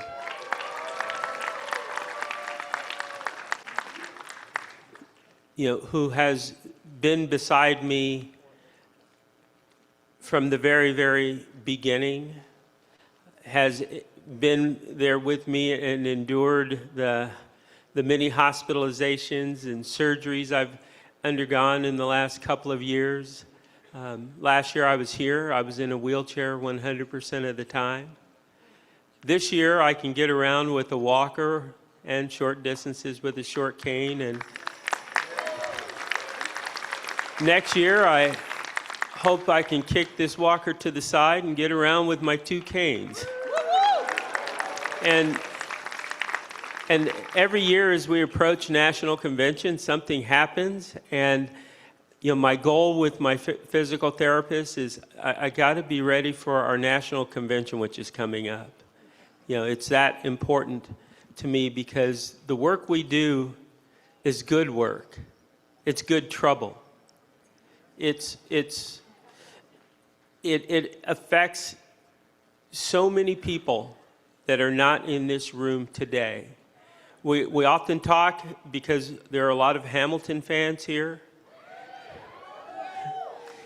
And I used to think this is the room where it happens. But the room where it happens for those of us who are members of the National Federation of the Blind, who are members of the blind community, the room where it happens is anywhere and everywhere.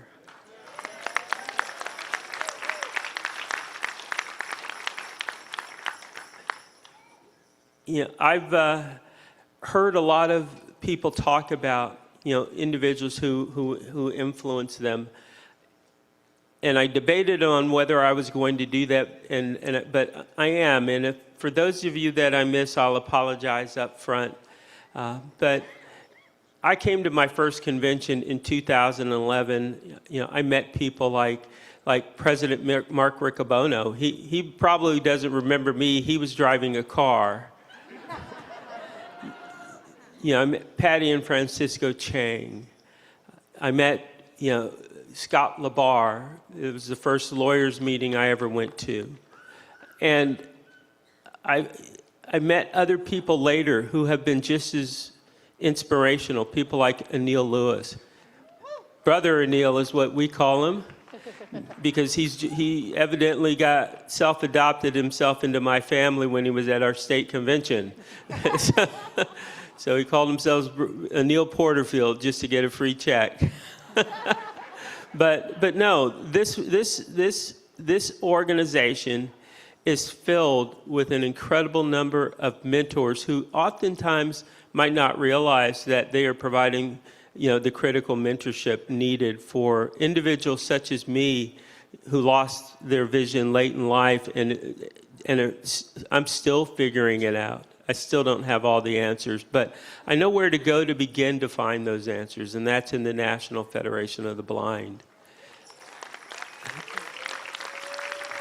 I appreciate the ability to stand before this room and to be put forward for a position on the board and to have your support. And I don't support just Arizona. I support each and every one of you in this room. And if you have questions, I'm more than willing to answer your questions to give you time. So thank you. Let's go build the National Federation of the Blind.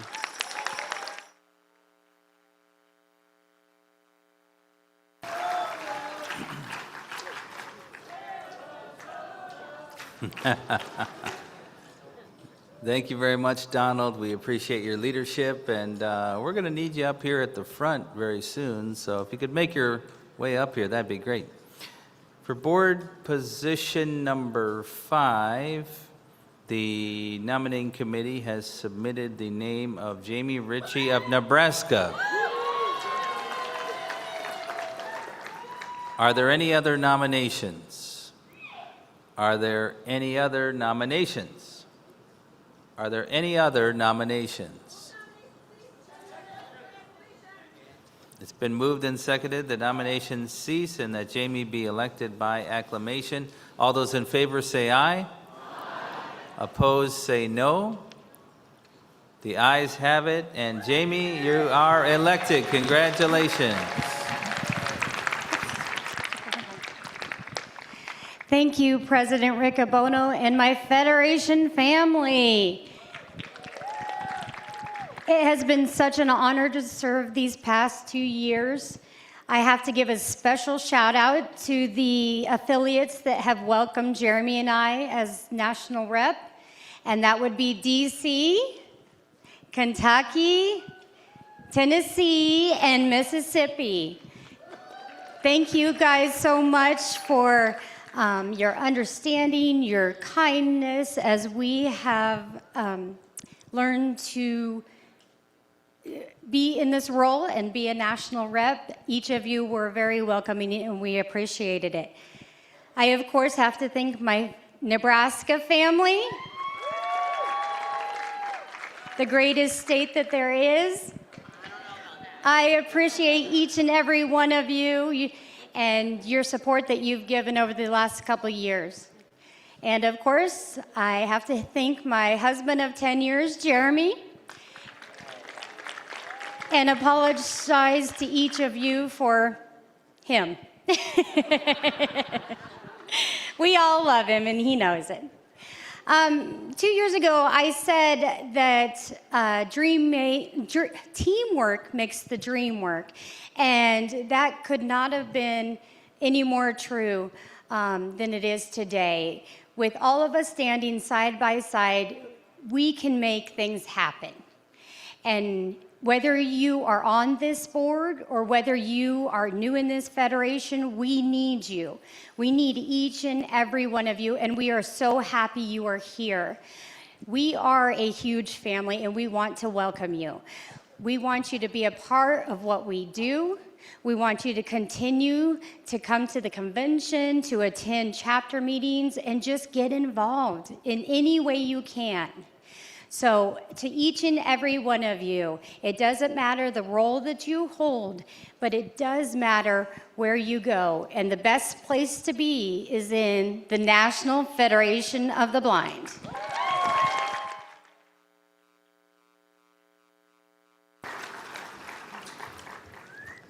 Thank you very much, Jamie, and congratulations. For board position number 6, the nominating committee has submitted the name of Sheila Wright of Missouri. Are there any other nominations? Are there any other nominations? Are there any other nominations?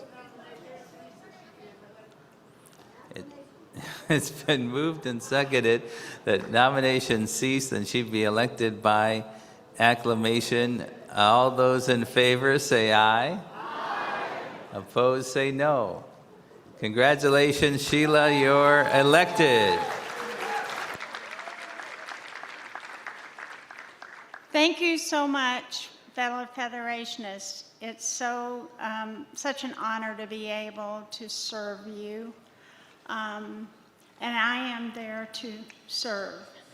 I have gained so much through the NFB all of my life, and I can still remember my first convention, and the excitement and the joy of being together at national conventions is still just as strong. I love you all and appreciate your support. And Mr. President, I'm ready to go deliver that resolution.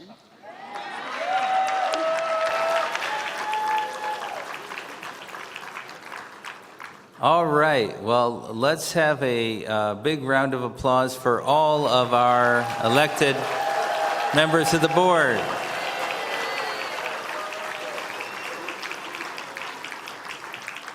Let's have a door prize. You took the words right out of my mouth. Let's do $100, and this goes to Kazang Koden of Bhutan.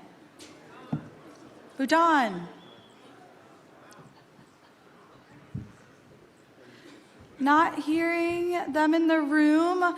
Our next person has every excuse not to be in the room, but deserves a door prize probably more than most of us, which is John Berggren.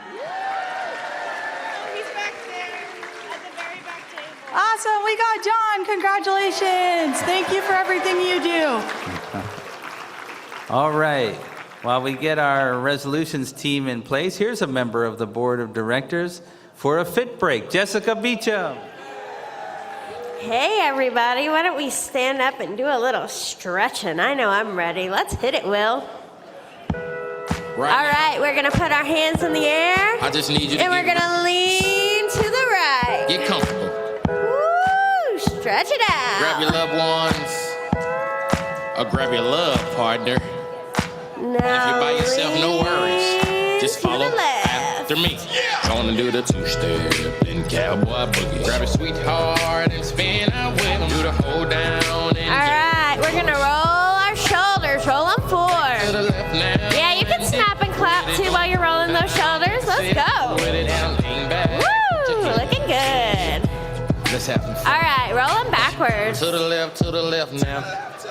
To the right. Now take your left hand and put it All on your side. right, now let's twist a little Go bit. over your shoulders. Do the slip and slide.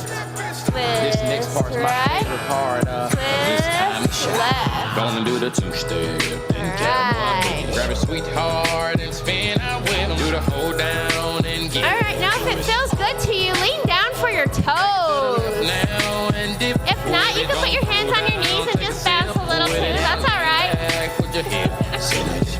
It's simple, you can do it. Slide to the left, slide to the right. Now cool down. All right. Now just stretch out however it feels good. Take a little back bend if you need to. Lean over to the sides. Whatever's feeling a little tight. Just spend a little time stretching that out.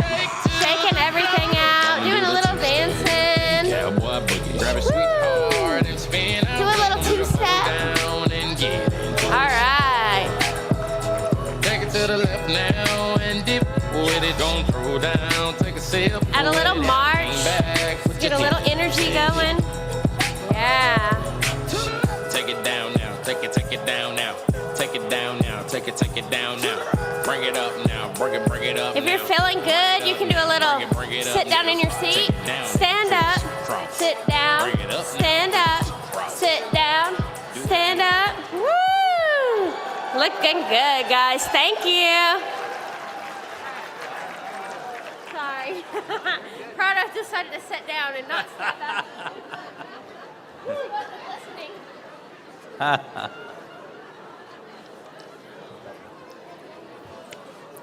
All right.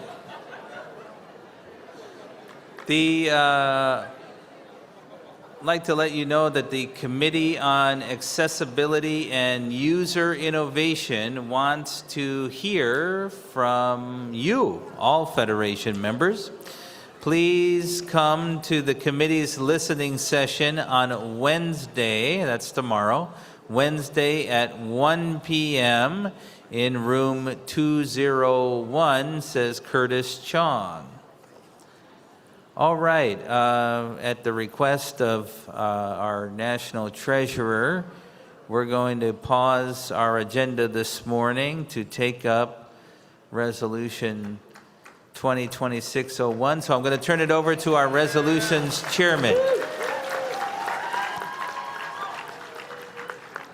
Thank you, President Riccobono. Felt like I had a workout getting back up here. Resolution 2026-01 regarding Texas v. Kennedy. The Resolutions Committee met on July 4th of this year and recommended a do pass.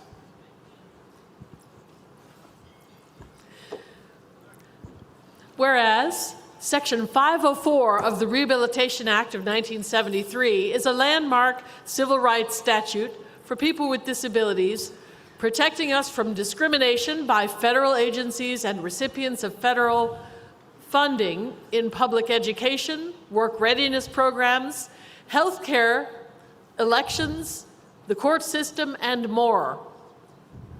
And whereas in 2024, 17 states' attorney generals filed a lawsuit known as Texas v. Kennedy, alleging that Section 504 is unconstitutional and should be entirely or partially enjoined, limiting it only to those programs, services, and activities directly funded by and through the Rehabilitation Act of 1973. And whereas on January 23rd, 2026, the states of Texas, Alaska, Florida, Indiana, Kansas, Louisiana, Missouri, Montana, and South Dakota, in an amended complaint, renewed their attack on Section 504 of the Rehabilitation Act of 1973 and the integration mandate stemming from the United States Supreme Court's interpretation of the law in the landmark case of Olmsted VLC. And whereas in the updated lawsuit, the 19 states asked the court to declare Section 504 as unlawful, stop the Department of Health and Human Services from enforcing Section 504, and stop the Department of Health and Human Services from enforcing the integration mandate. And whereas on February 12th, to defend the rights of all blind Americans, the presidents of the National Federation of the Blind affiliates in each of the 9 plaintiff states in the lawsuit sent a joint letter to each of their attorneys general to advocate for the withdrawal of the states from the lawsuit.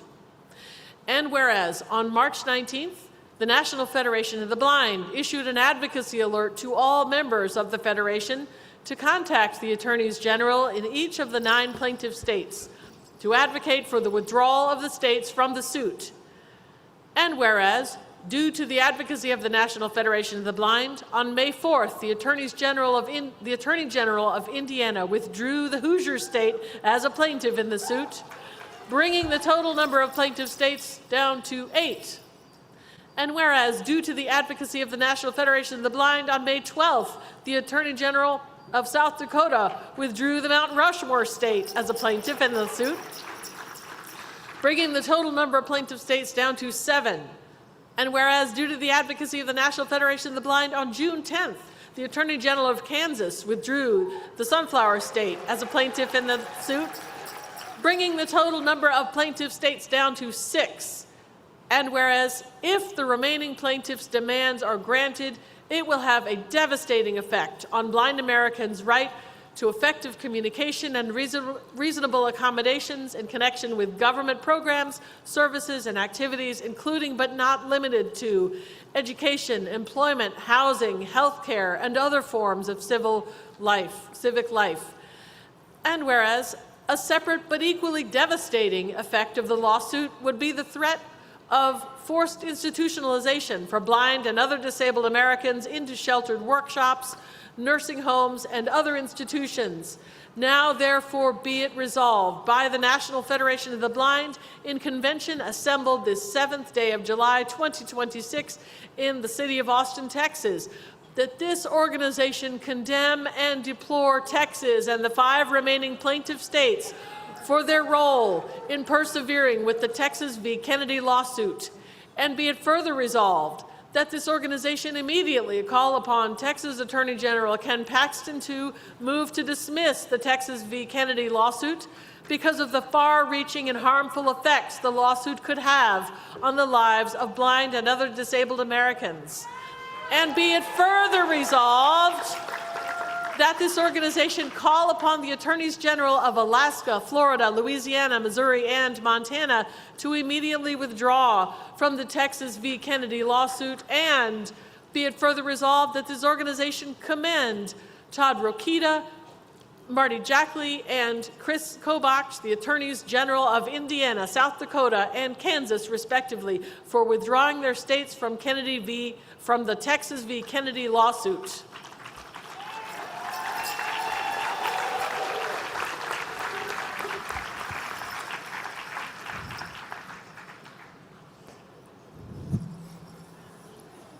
President Riccobono, you want me to continue?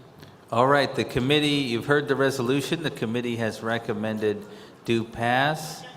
There is a second. Is there any discussion in charge of a delegation to go visit the Attorney General's office?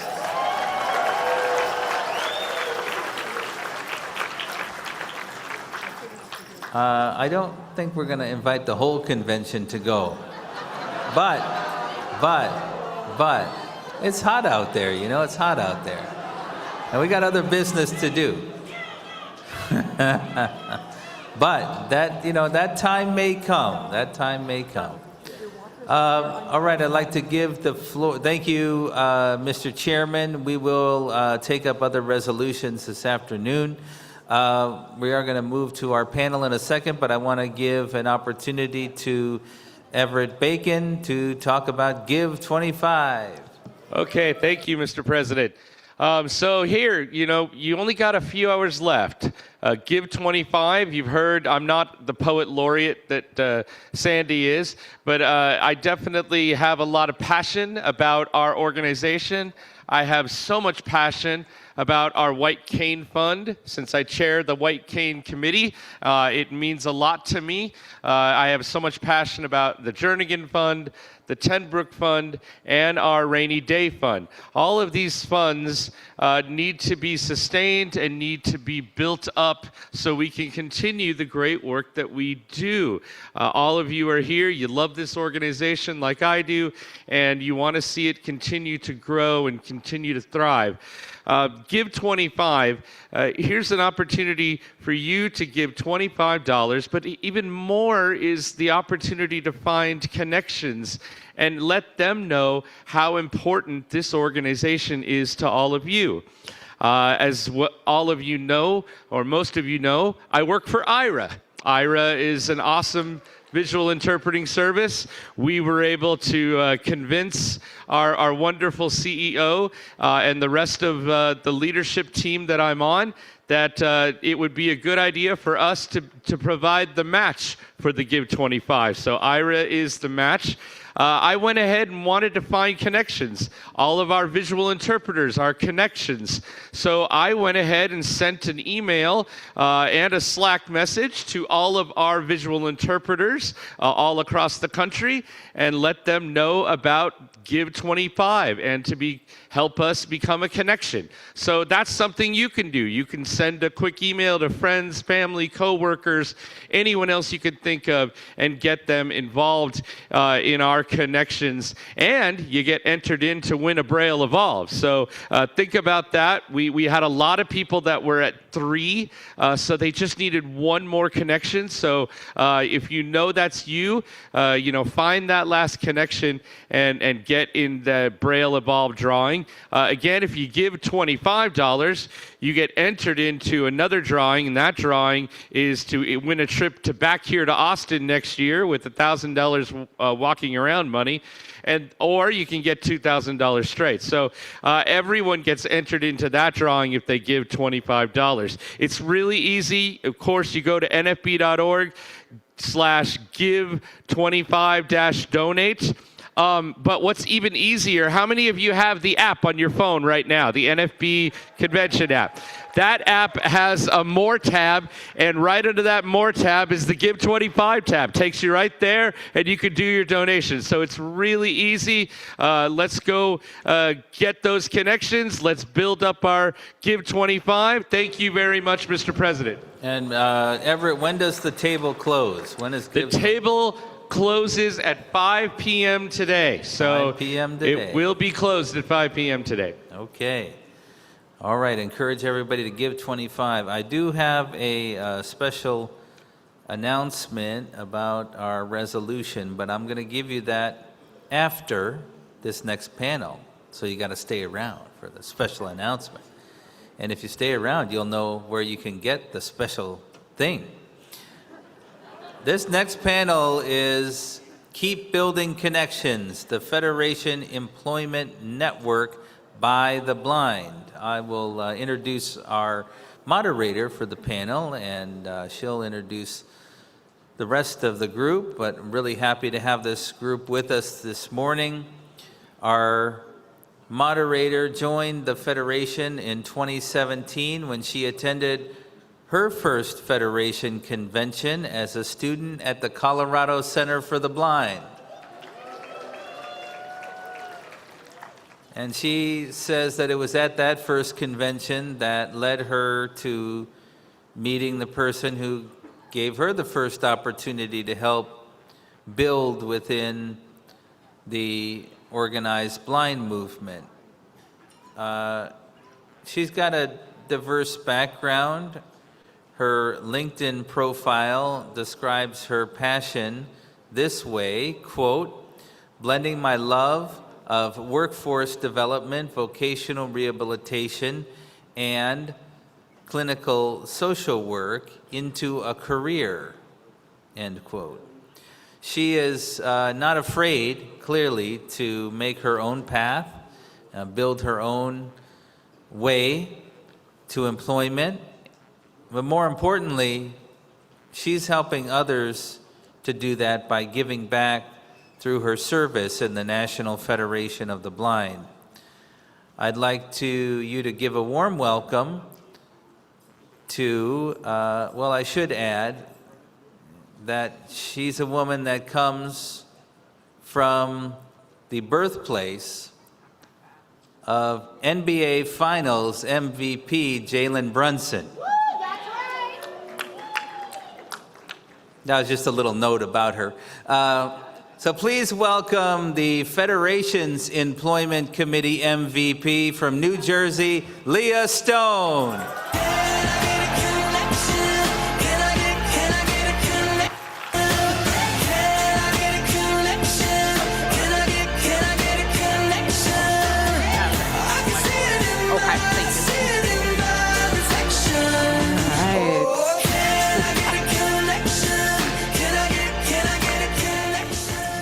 Oh, good morning, my Federation family. And again, I am sorry, Texas, but you do have to share Nixon 5. The only people cheering are from New York and New Jersey, and that's okay. Anybody in here go to the career fair last night? Anybody make it around to all of our employers from the Alabama Freedom Center to Wells Fargo? Oh, a few of you. All right, good, good. I appreciate y'all being so enterprising. So 9 years ago, I graduated from Rutgers with my master's in social work. And, some other fans of the Scarlet Menace in here, I hear. And I packed up my life and I headed west to the Colorado Center for the Blind.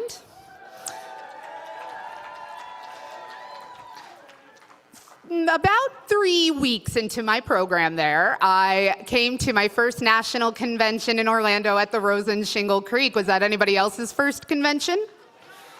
Ooh. I had never been around so many blind people before, and I was pretty immediately converted, as you can tell. It was at the New Jersey caucus where I was welcomed with loud, wide open, did I mention loud, arms by Joe Ruffalo and the rest of the New Jersey affiliate. And that's where I met another first-timer who has since gone on to become one of my very dearest friends, Carly Mullen. Carly and I got to talking. We talked so much, we missed the next session that we had planned to go to, which surprises nobody in here who knows us.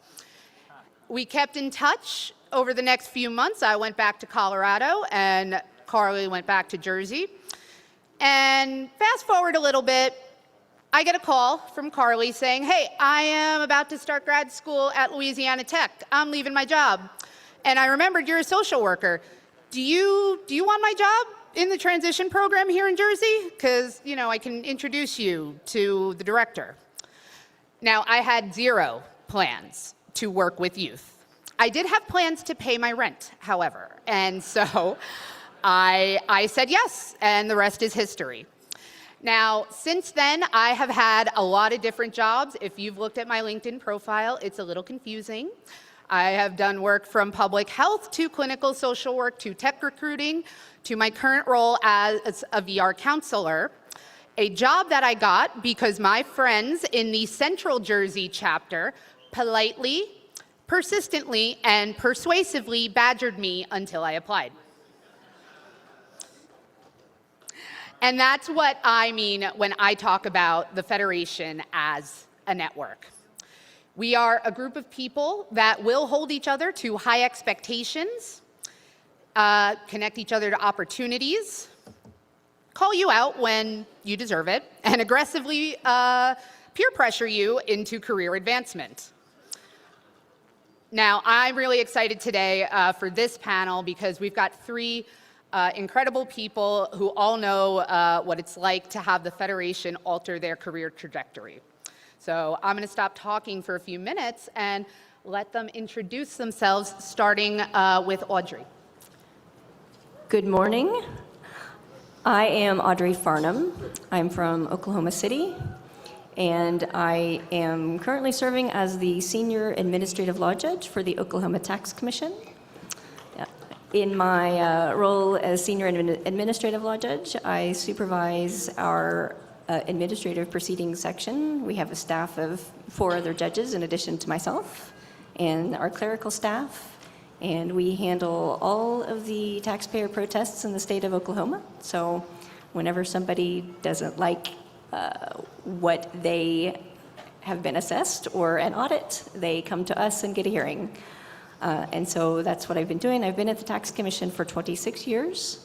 I started out there as a staff attorney. I got the job through a family connection and sort of intended just to stay there for a couple of years. And then here I am 26 years later, and I'm still there. So I started out working for the judges and kind of slowly moved up over my career until I was promoted to be an administrative law judge about 4 years ago. And then I've been the senior in that division for about a year. What else do you want? JJ? Good morning, everyone. My name is Jen Hahn. So I'm originally from California, and then I moved all the way to Virginia, and then I flew across the country again, and now I'm in Seattle, Washington. I obtained my first bachelor's degree in molecular cell developmental biology in 2021. I worked in internal cardiology, inpatient cardiology, as a technician for about a year. Then I decided I wanted to get my bachelor's in nursing. And so I went to an accelerated bachelor's program. It was supposed to be a 15-month program. It ended up being 18 months due to some discrimination that I faced. I got my license as a registered nurse in 2024. And I've been a practicing registered nurse ever since. Now I'm getting my double master's in nursing leadership and management and business administration. And I currently work as a nurse manager in the heart of Seattle. So I kind of do a lot of, it's a bit of a mix. So I work for an urgent care / community medicine. And it's a bit of administrative, it's a little bit of clinical, so I do triaging, a little bit of everything, honestly. I wear many hats, but I manage what we call the back office of the clinical site. And I'm also a 2026 scholarship finalist. Congratulations.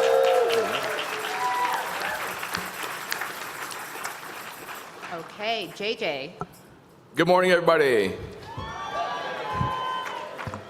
I have that 3 days of exhibit hall voice, I think, by this point. So thank you so much, Leah. This is a great panel. Some awesome people that are working in business. My story starts, and I still live in the great state of Michigan, born and raised. And I think from a young age, I realized that I had a lot of interest in trying to work for myself and be an entrepreneur. I remember in high school going out to Sam's Club and buying boxes of candy bars. They were $10.80 then for 36 of them. Some of you vendors probably, wow, it's gone up a little bit. And you'd sell them for 50 cents a piece. I did that to raise money for going to goalball tournaments. And just finding and discovering at a young age that I really enjoyed both the entrepreneurial side of making a little money and working for yourself, and also being able to meet people. I remember having a garage sale at my family's house, and then I started going through the items, like toys from when I was a little kid. I'm like, eBay had just started. I started looking at things. Why are we selling this for $25? It's going for $8 on eBay. This is crazy. Went to Western Michigan University in Kalamazoo, and tried a whole bunch of various things there, web hosting, radio stations, things like that. But things have not always been perfect. I understood the concept of buy low, sell high, but not always the market research or the market fit. My dad jokes me about this to this day. I bought once a case of print books, 72 copies of The Penny Pitcher's Guide to Saving Money for like 10 cents a piece. Oh, I can make good money. I can sell these for $1 if you can actually find people to buy them. Yeah, chapter 1, I never read the book. Chapter 1 probably should have said, "What the heck are you doing buying this stupid book?" I learned what was a good fit for me and maybe what wasn't a good fit for me. Like I said, I did web hosting for a little bit, and I realized that was a lot of fun until, people, if your website is up, you kind of expect it to be up 24/7, right? That's just kind of a standard thing you would expect. And our entire web server went down, right after a banquet. So everyone else is going off and hanging out with their friends, and I had to spend 2 hours fixing the stupid website, just to get it back going. So you kind of learn along the way what works for you and what doesn't. Shortly after that, me and a friend started a site called Blind Bargains, where we did a lot, thank you, and we did a lot over the years, helping finding people deals and talking about technology. And what that really did, one of the big benefits of Blind Bargains, is it gave us an audience for when I started AT Guys. Thank you. Our first exhibit hall was in 2010. That year we crammed 4 people in a hotel room, and we sold the iBill. The money identifier? Yep. Really, yeah, and many of you bought them, thank you. Now, what happened the next year? Looktel came out on the iPhone. So the iBill was a $99 at that time currency reader, and Looktel was a $5 or $10 app. So we had to pretty quickly learn how to pivot and do other things. Then they started giving them away for free. So that kind of shot the sales of that all apart. But along the way, coming to NFB conventions, I met people. A year later in Dallas, I met someone who worked for what was then called Aftershocks, now Shocks, and got a connection that is still good to this day, selling those amazing headsets. From doing other work, one of the cool things about being a small business owner is I'm able to work with others. I'm able to also pick up projects besides just selling tech. So I've worked on everything from accessible kiosks to accessible COVID testing. We don't have an accessible COVID testing kiosk yet, but maybe we can do that later. But literally every single one of those opportunities that has come up has come through people that I've met here at the NFB. There is not a group of people and a family of people that have given me more opportunities than this organization. All right, nice to meet you. All right, thank you. So we know that in the Federation, blind people with the right tools, skills, and training can compete on terms of equality with our sighted peers.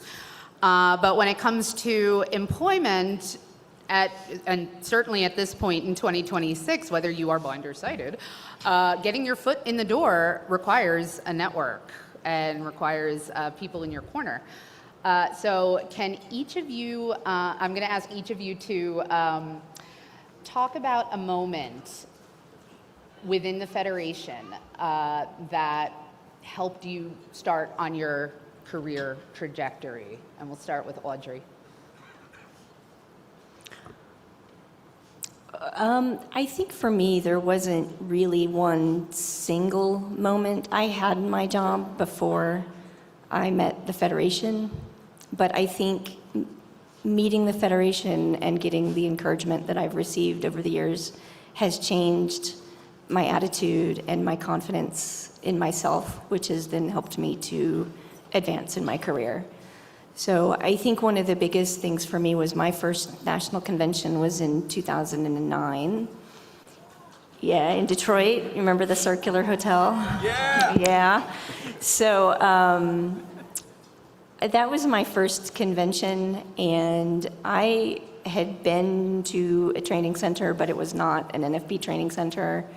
And I was really highly motivated to learn Braille. I became totally blind in my 30s, but I didn't learn Braille when I was a child like I should have. So I went to a training center that was not an NFB training center, and I was very highly motivated to learn Braille, and I learned it while I was there. But then at the end of the class, this instructor said, well, you're learning it as an adult, and you'll never read fast enough to be able to read a book, and you'll probably just use it for notes and labels. And that was really discouraging to me. And honestly, kind of soul crushing, because being able to read Braille and being able to read was so important to me. I really wanted that back. And so it was at National Convention that year, and I'm roaming through the exhibit hall, and I met Jerry Whittle. And yeah, right? And he talked to me for 20 minutes, and just I told him my story, and he encouraged me, and he gave me so much advice. And then, you know, from that convention, I got a little Braille display, and I started reading on my own and practicing. And then I met other Federationists who encouraged me, and you know, now I read Braille and I use it every day at work. And I think I really think that gaining my Braille literacy because of the encouragement of the Federation, I don't think I would have advanced as far as I have in my career. Like, I was getting by without Braille, but I am so much more efficient and I'm doing so much better with Braille that I really think it led to my advancement. And I don't know that I ever would have been promoted to being a judge without that encouragement and without learning Braille. So I think that's probably the biggest influence that NFB has had for me.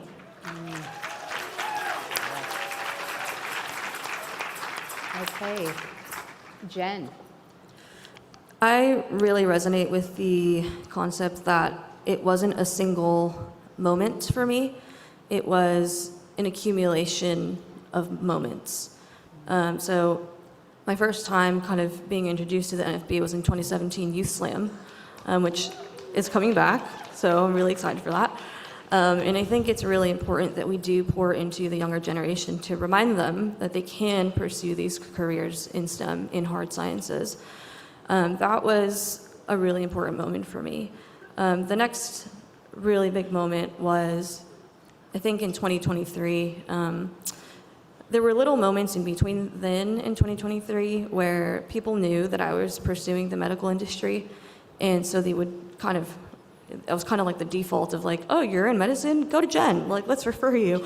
So it was an accumulation of people, connections who knew people. And so it's all about that idea of you know someone who knows someone. And so I was receiving different contacts of people within the NFB who wanted to pursue medicine or who were pursuing medicine. And so I kind of have collected over the years a couple of friends who have become really, really close to me, who are also in the same industry. And in 2023, I faced a lot in terms of my nursing school when they basically failed me from one of my clinicals because, yeah, it sucked. So to the person booing in the back. When they failed me from one of my clinicals because they said that I was quote unquote unsafe on the unit. Yeah, and I asked them, well, what's the actual reason? And they said, oh, you were looking too closely at a computer screen. Yeah, and just to keep in mind, we all know that the medical industry is extremely inaccessible. It was not built with us in mind. And so that's a challenge that I've had to constantly overcome, not just in my schooling, but even now as a professional nurse. And so I reached out to a couple of friends that I knew within the NFB, and it was something that I'll always remember, of being able to confide in them and them being supportive and reaching out to me and checking in with me and being able to share in those struggles. And so community matters a lot, and that is something that I will always emphasize, is that it's not what you know, it's who you know. And so that really meant a lot to me, and that is what got me through my nursing career. And so it's not necessarily my specific job now, but it was absolutely setting the trajectory for my career. Because when I sat in 2017 Youth Slam and I was doing biology, all these experiments, it really sparked a passion in me of like, I can do this. I can pursue hard sciences, I can get a degree in molecular biology, I can go to become a professional nurse, and I can be a clinical leader. And so that was what it was for me.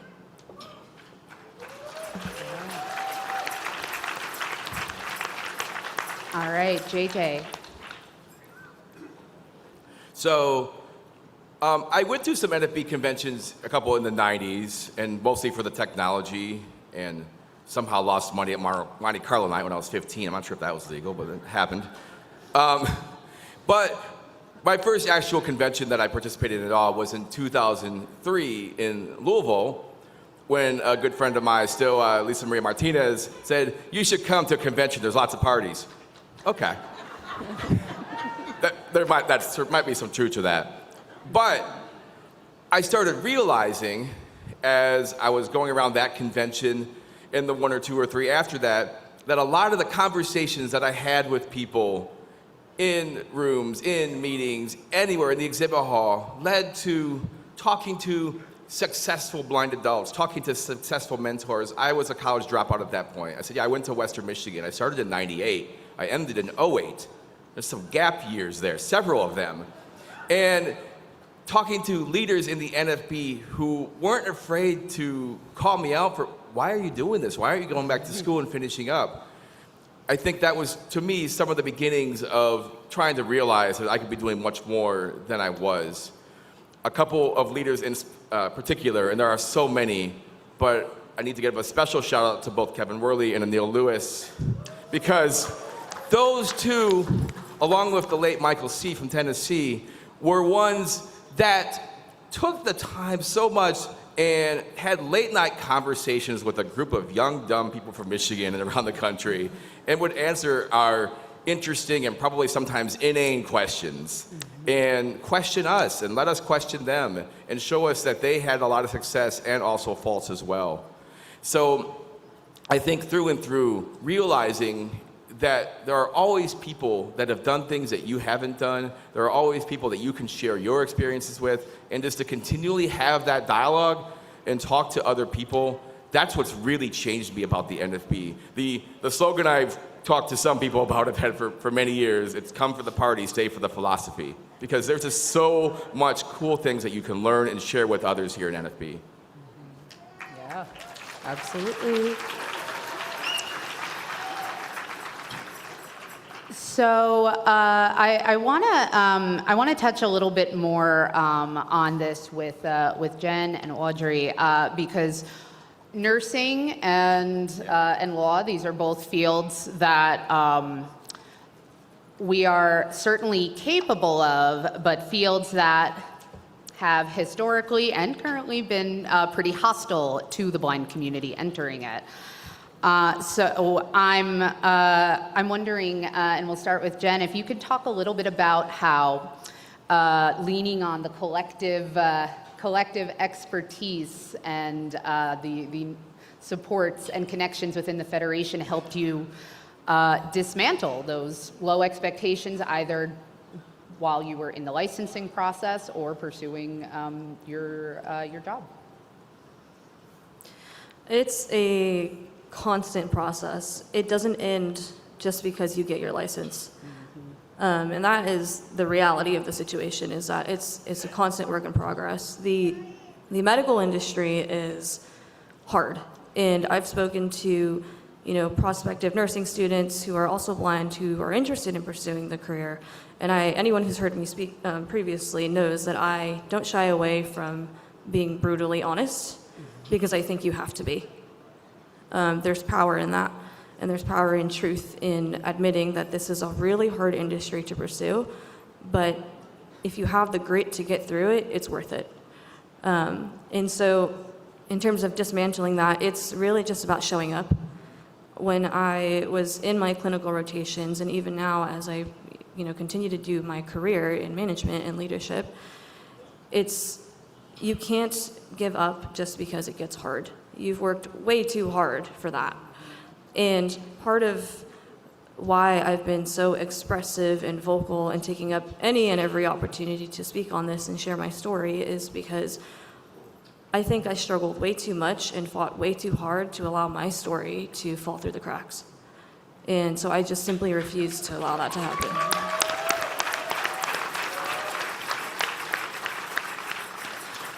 So part of it is being visible, not just for yourself and people around you to inspire them, but for the future generation of students who want to pursue your industry. It's about being someone who exemplifies what it looks like to be in that industry, and someone who is approachable, and someone who is very willing to mentor other people and to talk with them and walk with them through it and to share in the sufferings of what it is to pursue this industry. It doesn't have to be exclusive to medicine. It can be any other industry that's historically inaccessible. But it's really just about walking with people through the hardships and collaborating with them and bouncing ideas off of them. And then the second part is showing up. You know, if people say you can't do something, still show up anyway and do your best to do it. Find alternatives. I like to say, don't allow anyone to put you in a box. So that's me.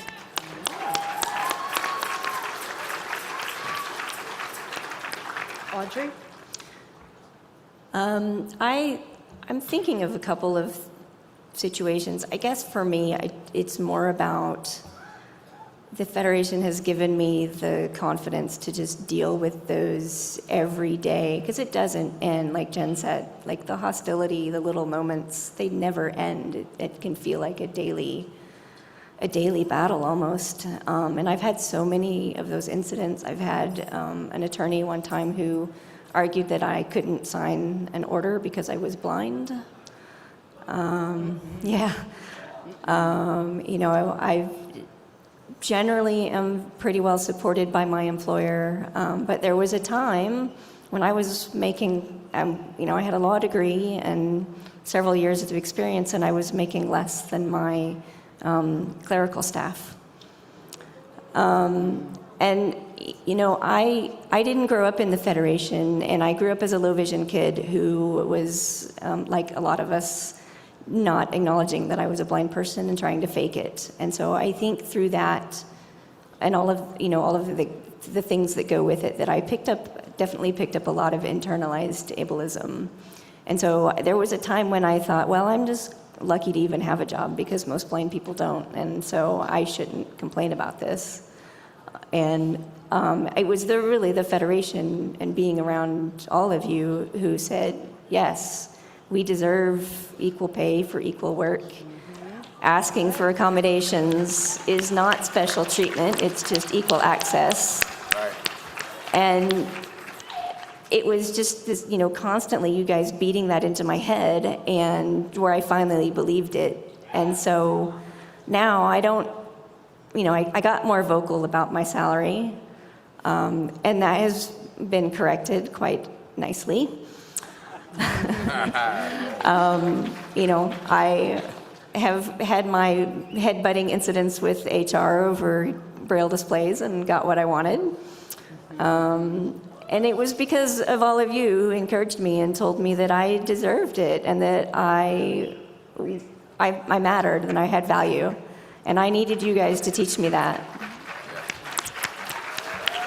So I think that just surviving all of that, there's just the day-to-day little things like that. The Federation has given me the strength to do it. Thank you. Absolutely. And I think certainly relying on the Federation and our philosophy to give you strength when you are, especially when you are either in an environment that's more hostile or the only blind person in your workplace, I think that's something a lot of us in here can relate to. I know I certainly do. JJ, a different question for you as a business owner. Of course, networking is a lot of what being a small business owner is about. Can you talk a little bit about how you leveraged your networks within the Federation to build up your business to the point where it is so successful today? Sure, absolutely. And of course, the obvious ones would be, you know, well, it does help that we sell products to blind people, and there helps there's an exhibit hall here which sells products to blind people. So it starts from there. We really appreciate all your support there, and people that bring us new product ideas. We hear a lot of the things that we sell now are because one of you said, I'm using this and it's really accessible. So having conversations with people and learning what people are using, so it starts there. I think a lot of it just comes from having conversations, like both you said, putting yourself out there. You know, I understand everyone has different levels of comfort with noise and large crowds and things, but these days there are a lot of different ways that you can learn from and communicate with other members. So, you know, if the loud room isn't your scene, you can go on the app. You know, that's a really good boredom activity, but you can learn a lot by scrolling through the entire app directory of all the members. There's several hundred of people that have added yourselves to that. And you might meet someone in a career that you're thinking about going into, or you might learn from them, or maybe you see an opportunity to talk to someone there.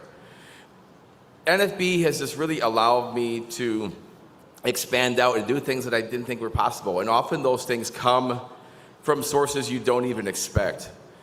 It was actually a friend of mine and a mutual friend, Pippi Adams, who told Jessica Beecham, who was looking for all these connection things, that Jess was looking for someone to help her run some events over there in the state of Nebraska. And helping with the robotics week led to other things, and now I'm so fortunate to be the co-admin with Jess running the Work and Gain Experience in the Summer program in the state of Nebraska with the Nebraska Commission for the Blind and Visually Impaired. We have an amazing group of 15 students, over 20 staff, and amazing agency staff that support blind youth. And NFB allows me to take the experiences that I've learned and bring the experiences from all of our staff and other students together and teach the next generation and show them what might be possible. But that only happened because of networking and from just talking to people in the NFB. A lot of it, I think, is about making sure people know what you do and having what other people do. I love it when I can find a job posting and then I can think of somebody else who would be good for that job and send it to them. I know I've gotten jobs that way, and it's cool to do that for other people as well. So just really kind of thinking about other people and how you can work with them. And I'll just close on this with one other thought. You look at one of these panels, or maybe you went to Southern Strums or the AI panel or whatever, computer science, and someone's up on stage and you're like, man, I could have done that. Why didn't they invite me?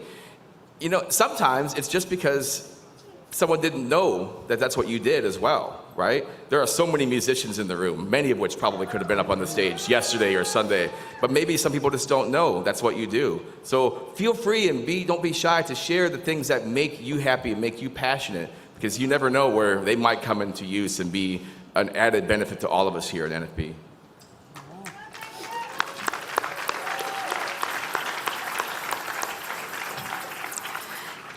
Now, each of you has faced struggles in your journey, right? There is no path where there are no struggles. I hope that is not breaking news to anybody listening. There is no career path you can pick where you're not going to hit some bumps in the road. That's life. But the connections that we make in the Federation can really, I think, help us get through those struggles, those hurdles. And so I'm going to ask each of you to talk about a challenge that you have faced in your career to this point and how leaning on the Federation or Federationists have helped you get through it. So we'll go backwards, start with JJ. You start with me, okay. Yeah, we've all, I think for me, and I think some of these other questions, we've said the same thing. I don't know if I have a specific struggle, but there's ongoing things that will come up. It's really easy as a business owner to get bogged down in the business, and that's a common thing you hear. You want to work on the business, not in the business. And it can be really easy to be sidetracked by some stupid inaccessible website, or I've had state agencies send me inaccessible PDFs for the blind. Send me inaccessible PDFs. Mm-hmm. But, okay, I still want the money. I still want the order. So, choosing your battles and trying to figure out. But how this leads to NFB, I think, though, is a lot of times if I encounter an inaccessible tool, or, if there's a way that I've been doing things for years and somebody else up here will pop up and say, hey, why aren't you doing it this way? This is so much simpler. Like, oh my gosh, yeah, why haven't I been doing it that way? So just having those conversations, finding other business owners, learning from them, sharing what I know, I think this really kind of helps bridge that gap and really helps us and help others, and it can empower us to then help other people, whether they're an NFB or not, to show them the ways that you can, as a successful blind person, run a successful business. Jen? All right, Leah, are you ready for the list? No, just kidding, there's no list. It's very comprehensive. And in terms of struggles, a lot of examples come to mind for me, but I kind of want to reiterate the one that was really the crux of when I was in nursing school. So when I was taken off of clinical rotations temporarily, I was told to repeat the clinical in the concurrent class. And so that's what made the 15 months turn into 18 months. And so I had to join the nursing cohort after me, and my graduation was pushed back by 3 months. During that time, I really, truly considered quitting the profession. There were a lot of really difficult things that I had to face mentally about myself and just being in that space where I said, well, if this is the types of people that I'm going to be working with, I don't know if I want to even pursue that anymore. And keep in mind that this was, years of planning, of considering my profession. And so I was faced with almost this dilemma of, well, do I quit nursing? Do I find something else? Do I find an alternative? And I remember I reached out to NFB Legal because it was kind of getting to that point. And at the time I was taking my coursework in California, so they connected me with Tim Elder. And so just a special shout out to him because he was the one who kind of walked with me through everything that was happening. And if, at the very least, thankfully I didn't have to resort to further action, but at the very least, he listened to all of my ramblings when I was really frustrated with the whole process, and he walked me through what I needed to do. And so I ended up repeating the clinical. I ended up taking the classes.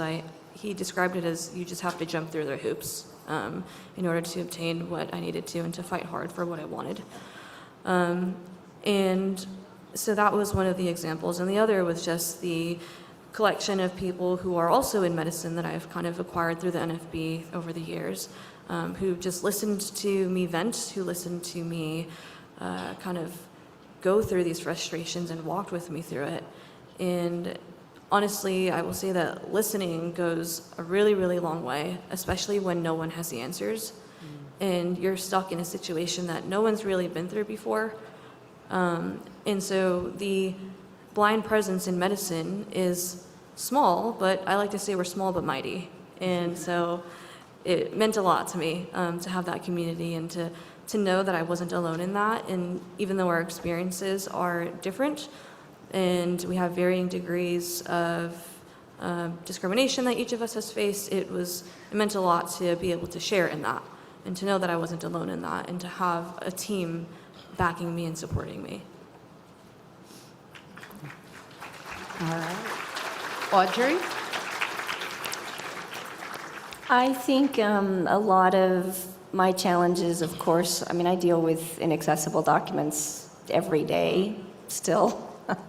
And, just the support and the tips and tricks that I've learned from just even reading things on the blind law email list and attending the blind lawyers meetings and hearing how other lawyers are doing things and facing challenges. Like, that's just, really important to me. And I think the other area is a lot of my challenges have been, honestly, in my own head. And, there was a time when Jeannie Massey, who is responsible for me being in the Federation, but also, took the time and sat me down and said, look, I'm worried about you. I'm not sure you're okay. And and really encouraged me to get, some professional mental health help. And so that was a big influence. Like she was just the kindness and the love that she showed there to encourage me to pay attention to my mental health. And, I'm in a much better place now because of her. And so that alone has also helped me be able to get through challenging situations that come up at work. My job is extremely stressful. And I handle it a lot better now, just from that simple bit of advice that I got from Jeannie to take care of myself. And just, again, knowing that all of you are here and that you believe in me. And, you know, if I run into trouble, I know like 50,000 people I can call, right? This is an amazing family, and we all support each other, and just knowing that support is there is really what gets me through all my daily challenges, from the little ones to the big ones.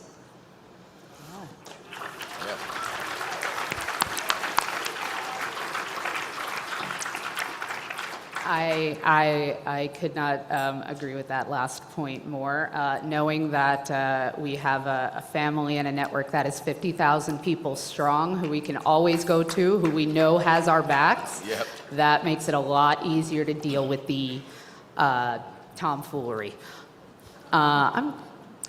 So we have a lot of people in the audience. We have a lot of people listening on the live stream who are in different stages in their career journey. Maybe they're in an urban environment. Maybe they're doing this on hard mode and they're in a rural environment. And they are wondering, well, okay, that's nice for these people, but how am I going to have a network? I barely know anybody. I've been here for 5 minutes. I don't know how to do this. So what is a piece of advice that you have for people listening on how they can cultivate a network within the Federation? And we'll start with JJ. So I think it just starts with meeting the people around you. Like, how many people right now know the person you're sitting next to? All right, probably. Or the person you're sitting in front of. You know who you're sitting behind? Yeah, okay. Two rows up? Maybe not, right? When you're coming into general session, it's really easy to come in and find your seat. But, you know, take a minute or two and find the person that you haven't met, maybe in your own affiliate or maybe in a different affiliate, and try to learn a thing or two about them.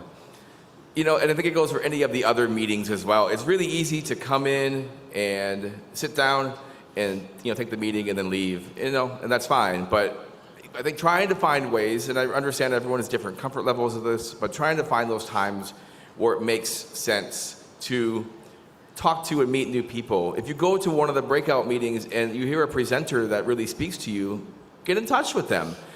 I think often it's thought that, oh, these people are in leadership or they're busy, they're not gonna have any time for me. Oh my gosh, I've talked to just about any leader here in the NFB, and people, you know, it might take a couple days sometimes. I'm not the best texter returning texts, if you'll know that, you know, but people are willing to talk to each other and people are willing to share experiences. So I think don't ever think that anyone is beyond reaching out to and talking to and having questions with. And if you do that, you will find your tribe and you will find the people that will help you and that you can help them. And there's so many people, whether they're in this room or virtually or anywhere around the country, that you can work together to change lives. Yeah. All right, Jen. Be proactive and be present. So that doesn't necessarily have to be in person. That can be virtually. Attend virtual events. The NFB hosts them all the time. Don't be afraid to ask questions. Don't be afraid to reach out to people. You have to start somewhere. That's kind of what I like to say is, so the more questions you ask and the more willingness you are to just talk to people, you never know who you'll meet. And so for me, it was really just about starting somewhere. It doesn't have to look like a specific thing. There's no right or wrong way to do it. But you need to show up and you need to start. Yeah. All right, and last but not least, Audrey. The best way to make these connections, especially in your local area, go to a chapter meeting. I mean, that's where it all begins. That's the heart of this organization, is the chapter meetings.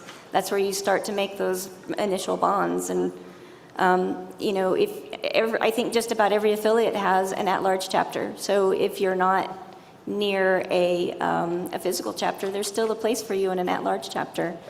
Yeah. If you're here, go go to the presidential suite. And, you know, our leaders are some of the most open and welcoming people I've ever met. Like, I got to know all of them really early on. Just take the time, go to the presidential suite, introduce yourself to President Riccobono. He loves it. He's always open to meeting new people. All of our leaders are. Pam Allen has been so wonderful to me. Anil Lewis, like everybody. I just met so many wonderful. Our leaders are so approachable. And, you know, reach out to affiliate presidents too. And if you really are having a hard time finding a connection, talk to your affiliate president, because they have connections and then they can get you connected to those connections. So, I mean, it's just, there's so many ways to get involved. But yeah, especially here at this convention, if you're a first timer, go to the host affiliate suite, go to the presidential suite, say hi to people on the elevator. You know, if you're waiting in line for something, start up a conversation. Like, it's so easy, and there's so many just wonderful, kind, friendly, and open people here. And so just take that little leap of faith and trust that you're going to be welcomed with love and kindness, and just say hi, and you will form those connections. Yep, absolutely. Well, I thank the three of you so much. For everybody listening who is unsure, who still doesn't maybe believe that they can do it and thinks that we're all just fearless up here, I will tell you, you cannot be brave if you're not scared first. So Yes. I hope you heed all of our advice up here and go out and build your network and get to work. Thank you.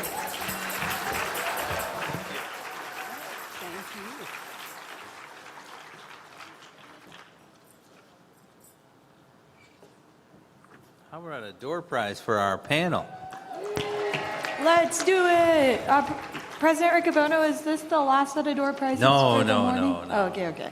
Awesome. Then we'll just do $50, and that will go to Ava Oriala of New Hampshire. She's probably the Attorney General. Not hearing Ava. Let's go to Andrew Jones of Mississippi. We got him. Let's see. I have an announcement that says the Memphis NFB chapter will meet at 6 p.m. this evening in the lobby of the downtown Austin Marriott. Says Christina Cliff. I'm going to give you this special announcement in a second. The Give 25 table reminds you to come get your Dream Maker Circle ribbon. Donna Posant says, come to the Michigan delegation for your cherry products. She doesn't say they're for sale, she just says come get them, so I don't know if that's lunch or... I suspect they're not free, but you know, I just read them. And this announcement is from Allison Tyler on our staff. She says, have you visited the Blind Unbound Story Collection Station yet? So far, members from Texas, California, Minnesota, New Mexico, and others have shared their stories. You can now do so too. Time is running out though. Please visit room 404 anytime between 5 to 8 p.m. this evening to share your story. You can also come to the presidential suite to do that. Let's see, we got a quick pack report. Yes, sir. I'm going to step off the limb now. That's one small step for The pack plan. Right here. I'm just listening to The National Federation of the Blind. All right. All right. That was interesting. All right. Let's see if I can read my notes because I'm standing here stunned. All right, but The items want to make sure we mention that there are some gift cards that are awarded to people. So first thing before I forget those people, I want to mention Tyrone Badger from Maine, Mark Coleman from Maryland, Linda Melendez, New Jersey, Chris Bove, Rhode Island, and Willie Black, Utah. You can go to the PAC table and pick up your gift card. Thank you for your donations to our pre-authorized contribution. But I know you all are chomping at the bit to know where we are in our competitions. So I want to give a kind of quick update. Some people are asking me for more information. I can only do so much, people. I can only do so much. So I want to mention to you about the pachyderm. Things are getting interesting. We just heard about things, so I know that my friends in Nevada took home the pachyderm a couple of years ago, but they're in number 3. But right behind them is the state of Michigan. And then Marcy, I'm telling you, you might be singing "We Are the Champions" again, because Washington is number 1 for the pachyderm right now. But all right, people, I want to tell you about the mule. The mule is getting a little concerned. There are not that many people choosing a division, so right now, I'm here to tell you, the blind educators are in number 3. Yeah, blind educators. Then we got the National Organization of Black Blind Leaders, number 2. But, you know, I haven't seen it yet that any division has more than our blind seniors. Blind seniors are number 1 for the mule. But I know that's not all you all are interested in. You want to know about that rat. President Riccobono said they have rats in Maryland. I don't know, President Riccobono, if this one is going to Maryland.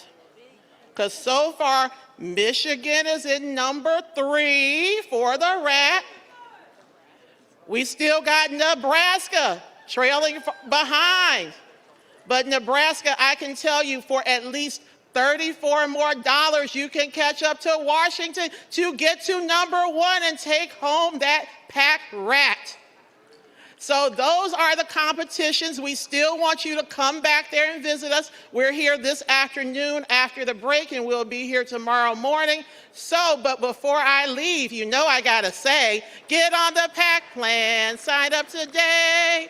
We need your contributions right away. Funding our movement, it must be done, so all our battles can be won. Thank you, Mr. President. All right, thank you, Marilyn. We got one final door prize, right? We've got one more from the virtual folks. Okay. I have 2 if possible. You have 2. Okay, all right. So you got some door prizes coming. So we will take up this afternoon at 2 o'clock. We will take up our resolutions. I want to let you know that during the noon hour here at the free reads on the 3rd floor, you can get, 1 per person, a free T-shirt in honor of our resolution 2026-01. The T-shirts come 1 per person, and you get them while they last. They're free, from small to 4X. The T-shirts are in dark orange, Texas orange they call it. The front of the shirt has the logo of the National Federation of the Blind and our tagline, "Live the Life You Want." It has the text, 2026 National Convention, Austin, Texas. The back of the shirt says, "Don't mess with the rights of blind Americans." And then it has the website, nfb.org/advocacy, and it has our name and logo. So get your "Don't Mess with the Rights of Blind Americans" t-shirt at Free Reads while they last this afternoon. Go down to the 3rd floor and get 1 per person, please. I might wear mine to the afternoon session, you can't tell. I think that's the business we have, so let's have some door prizes. Okay, we got one for the virtual, I can't even say it anymore. We got the people online that are listening to us, and if they send an email to prize@nfb.org, they will get to have $30 if they know the secret word, which is Willie Nelson. How about that? Okay, the three that I have here are Laura Millar from California, Sarah Mornis from New Hampshire, and Ed McDonald from West Virginia. Those are that. Now, go for it, Sarah. Awesome. Let's do in person now. So we have 2 door prizes. The first one is $50. And if we have Caroline Carper from Texas in the room, that is our $50 winner. And not hearing anything, let's move on to Ron Fields of Maryland. Oh, awesome. We got Ron. Congratulations. $50 is now yours. And you got one more, right? Yes, let's now go. I just want to let you all know before we give this last door prize, I just got a text here from our first vice president. It's kind of short, but I think we all know what it means. It says, signed, sealed, delivered.